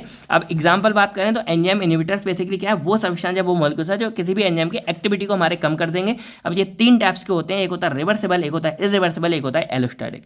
रिवर्सिबल इसमें क्या है कि जैसे मान लो ये हमारा एंजाइम है, तो अब क्या होगा कि ये वो सब्सटेंस है जो एंजाइम पे जाकर बाइंड करके एंजाइम को इनएक्टिवेट कर देते हैं। इससे क्या है कि एंजाइम अपना काम नहीं कर पाएगा। अब ये दो तरह के होते हैं, एक होता है कम्पिटिटिव, एक होता है नॉन कम्पिटिटिव। कम्पिटिटिव में क्या होता है कि जैसे मान लो ये एंजाइम है, तो एंजाइम का मान लो ये शेप है, अगर मैं आपको दिखाऊं कि मान लो ये हमारा एंजाइम का एक पूरा का पूरा शेप है। अब इसमें क्या है कि एक सबस्ट्रेट हमारा इस तरह का लगने वाला होगा, ठीक है, अब ये आज लगेगा। लेकिन कम्पिटिटिव इनहिबिटर्स में क्या है कि जो हमारा इनहिबिटर्स है ना, उसका भी कुछ इसी तरह का शेप होगा, वो इससे पहले, यानी कि जो हमारा ये मान लो हमारा ये सबस्ट्रेट है, तो सबस्ट्रेट पहले खुद जाके यहाँ पे बाइंड हो जाएगा और इसको ब्लॉक कर देगा। अब ये जगह जब भर गई तो सबस्ट्रेट तो लगेगा नहीं, तो सबस्ट्रेट नहीं लग पाएगा, तो भाई यहाँ पे कोई एक्शन प्रोवाइड नहीं होगा। तो पहला कम्पिटिटिव। नॉन कम्पिटिटिव में क्या होगा कि इनका शेप सेम नहीं है, लेकिन फिर भी मान लो कुछ ऐसा था, मान लो ये इस तरह का था या इस तरह का था, कुछ भी था, अगर वो यहाँ अटक गया, मान लो इस तरह का मैं कह रहा हूँ त्रिकोणा ही अटक गया, तब भी क्या ये लग पाएगा? क्योंकि इसने जगह तो फिल कर दी ना, तब भी नहीं लग पाएगा। तो यहाँ पे हमारा स्ट्रक्चर सेम नहीं है, लेकिन फिर भी क्या कर रहा है, ये हमारे एंजाइम की जगह को ब्लॉक कर देगा, जिससे ये काम नहीं कर पाएगा। तो कम्पिटिटिव में हमारे एग्जाम्पल एलोपिरिनोल्स आते हैं, जो ज़ैंथाइन ऑक्सीडेज की मतलब जब ज़्यादा हो जाएगा तब ये काम करेगा।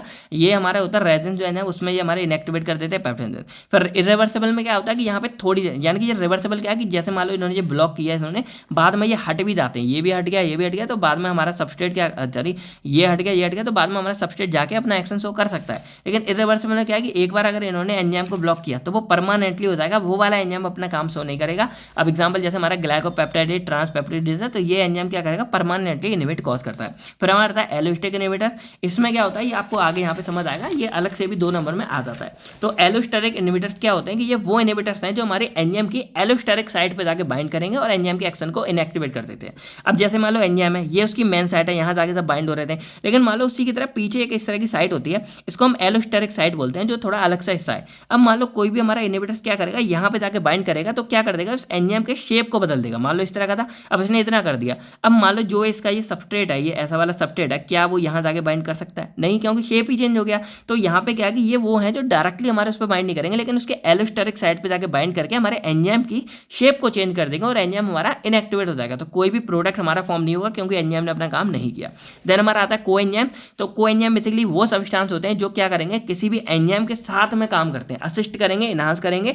अब जैसे मान लो मैं सिंपल बोलूँ, मैं यहाँ पे पढ़ा रहा हूँ, तो मेरा एक यहाँ फ्रेंड वो क्या करेगा, सारा कुछ मुझे प्रोवाइड कर दिया, थोड़ा बहुत लिख के दे दिया, ये कर दिया, वो कर दिया, तो वो मेरा ऐसा कोएंजाइम की तरह काम कर रहा है और उससे आप लोगों को फायदा हो रहा है कि जैसे मान लो ये हमारी ए से बी बन रही रिएक्शन, सिंपल फंडा है। अब मान लो ये एंजाइम है, अब क्या होगा, एंजाइम काम कर रहा है, लेकिन अगर कोई दिक्कत हो रही है तो मान लो यहाँ पे जैसे मैंने एक NADH या मैंने मान लो एक ATP दे दी, तो ATP ने क्या किया, यहाँ से ADP लगा और इस ATP ने क्या किया, इस रिएक्शन को होने में हेल्प की। तो यहाँ जो ATP एक एनर्जी लगी ना, तो ये जो ATP है ना, वो मेरी एज अ को एंजाइम की तरह काम करेगी। और एंजाइम तो मेरा मेन था जो इस रिएक्शन को करवा रहा था। तो यही था हमारा कि these are those substance which bind to the active site of certain enzyme. ये एंजाइम के ऊपर जाके बाइंड करेगा और देन क्या करेगा, एंजाइम अपना एक्शन शो करेगा। तो coenzyme are non proteinaceous and small molecule that associate with enzyme. ये हमारे नॉन प्रोटीन, ये प्रोटीन के नहीं होते, स्मॉल मॉलिक्यूल्स होते हैं और ये हमारे एंजाइम के ऊपर जाके बाइंड करेंगे और एंजाइम के एक्शन को बढ़ा देंगे। यानी कि इन्होंने क्या किया, मेरी एंजाइम के एक्शन को बढ़ा दिया, जिससे एंजाइम जो सबस्ट्रेट था इससे प्रोडक्ट हमारा बहुत जल्दी जल्दी बनाने लग जाएगा। एग्जाम्पल जैसे हमारा थायमिन हो गया या फिर फॉलिक एसिड हो गया। अब यहाँ हम बात करते हैं कुछ एंजाइम की क्लासिफिकेशन और एंजाइम के क्या क्या काम हो सकते हैं एग्जाम्पल के साथ में। तो एंजाइम हमारे बेसिकली 6 मेजर टाइप्स में डिवाइड किए जाते हैं और इनके अंदर भी एक आपको एंजाइम इस तरह का 1.1 ये सब आपको अगर याद होगा तो इस तरह भी हम एंजाइम को थोड़ा क्लासीफाई कर सकते हैं। ये नोमेनक्लेचर का फंडा था, इसको आप लॉन्ग वीडियो में देख लेना। मेन हमारी ये क्लासिफिकेशन है, तो इनके नाम में अभी आपको सब समझा देता हूँ। तो बेसिकली 6 मेजर क्लास होती है। पहला होता है ऑक्सीडोरेक्टिव, तो ये वो एंजाइम हो गए, ASE वर्ड लगा तो एंजाइम है। अब ये वो एंजाइम है जो बेसिकली ऑक्सीडेशन या फिर रिडक्शन करवाते हैं। अब इसका एक एग्जाम्पल जैसे डीहाइड्रोजनेज हो गया। अब डीहाइड्रोजनेज में क्या है, डिलीट फॉर हाइड्रोजन, यानी कि ये वो होंगे जो हमारे हाइड्रोजन को रिमूव करेंगे। और जब हाइड्रोजन को रिमूव करेंगे तो रिमूवल ऑफ हाइड्रोजन हमारा क्या होता है, बेसिकली ऑक्सीडेशन होता है। एडिशन ऑफ हाइड्रोजन हमारा रिमूवल, ये सब ऑक्सीडेशन रिडक्शन आपको आगे मैं कभी समझा दूंगा। फिर हमारा आता है ट्रांसफेरेज, तो ट्रांसफेरेज हमारे बेसिकली क्या है, ट्रांसफर करने पर कनेक्टेड है। तो इसमें एग्जाम्पल जैसे ट्रांसएमिनेज आता है, तो ये वो एंजाइम होंगे जो बेसिकली क्या करेंगे, ये डायरेक्टली एंजाइम के नाम है, तो ये वो एंजाइम होंगे। ये प्रोसेस है, मतलब एक क्लासिफिकेशन, ये एंजाइम के एग्जाम्पल है। तो ट्रांसएमिनेज क्या करेगा कि हमारे अमीन ग्रुप को क्या करेगा, एक तरह से ट्रांसफर करने में हेल्प करता है एक ग्रुप से दूसरे में, यानी कि ये वही थे जो अमीनो एसिड को कीटो एसिड और कीटो एसिड को अमीनो एसिड में कन्वर्ट कर रहे थे। फिर हमारे हाइड्रोलेज आते हैं, तो लेजेज ये मतलब बेसिकली क्या है, जैसे पेप्सिन हो गया, तो ये ब्रेक डाउन कराते हैं किसी भी सब्सटेंस का, बड़े का छोटे में, with the help of water. तो वाटर की हेल्प से कराएंगे तो हाइड्रोलेज हो जाएगा।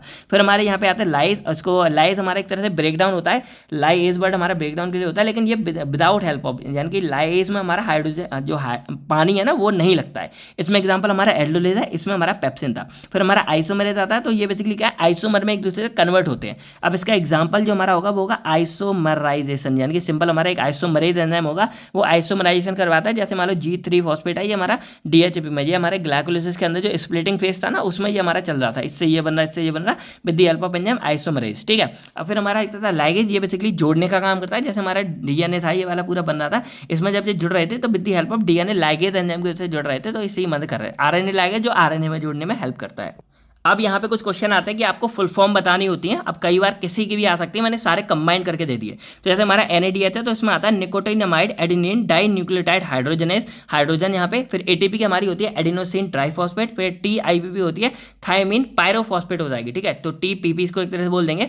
फिर हमारा UDP आता है यूरिडिन डाइफॉस्फेट। फिर UTP आता है यूरिडिन 5 ट्राइफॉस्फेट। फिर NADPH आती है निकोटिनामाइड एडेनिन। अब यहाँ पे एक क्वेश्चन मेरा है, साइक्लिक AMP की क्या होती है, ये आप चलो कमेंट करके बताओ। ये भी मैंने आपको पहले ही वीडियो में बताई थी। अब देखो ये एक क्वेश्चन बचा है, तो ये आप लोगों के लिए, यानी कि आपको बताना है differentiate between apo enzyme and hello enzyme. अब इनके क्या कुछ होंगे ना, ये बेसिकली हमारे एंजाइम के अंदर का ही पूरा पार्ट है। अब इन दोनों का डिफरेंस या इन दोनों की डेफिनेशन आपको कमेंट करके बतानी है। तो आई होप अब आपको कंप्लीट सारा कुछ हो गया होगा। अब आप भाई कमेंट करके कोई भी डाउट रह गया हो तो अब आप पूछ लो, क्योंकि फाइनली आपका सारा कुछ यहाँ पे क्लियर हो गया। ठीक है, तो अब कोई भी डाउट आप कमेंट करके हमसे पूछ सकते हैं। तो बेसिकली हमने बायोकेमिस्ट्री की पांचों यूनिट आपको बहुत ही डिटेल्स में अच्छे से, यानी कि पूरा ब्रीफ करके एक महा रिवीजन दे दिया। यानी कि आपको पांचों यूनिट के बारे में अब इतना पता चल गया होगा, कल एग्जाम में भाई कोई भी कुछ भी पूछता है बता के आ सकते हो। अब जो मैंने आपसे क्वेश्चन पूछे हैं एपो एंजाइम हेलो एंजाइम, इनके बारे में कमेंट करके बताओ। और आपको बायोकेमिस्ट्री की डेफिनेशन बतानी थी कमेंट सेक्शन में, तो ये भी फटाफट बताओ। बाकी जो भी आपको PDF वगैरह चाहिए होगी, हमारी वेबसाइट carevelpharma.in से आप जाके पांचों यूनिट को डाउनलोड कर सकते हो। अभी मैंने पांचों करके देखी, डाउनलोड हो रही थी। इसके बाद आपको जो ये निचोड़ वीडियो भाई कैसी लग रही, फीडबैक वगैरह जरूर बताओ। और इसके बाद इस वीडियो का भी सभी दोस्तों के पास शेयर कर दो भाई, बता दो कि नई वीडियो ये आ चुकी है और कैसा क्या लगा, आप कमेंट करके जरूर बताओ। बाकी इतनी लंबी वीडियो किसने कहां तक देखी भाई, कमेंट करके जरूर बताना। बाकी बस आज की वीडियो में इतना ही, मिलते हैं हम आपसे बहुत नेक्स्ट वीडियो में, जिसमें हम बात करेंगे आपके B फार्मेसी 3rd सेमेस्टर के बारे में। तब तक थैंक यू, टेक केयर, अपना अपनी फैमिली का ख्याल रखेगा। बाय बाय दोस्तों, जय हिंद दोस्तों।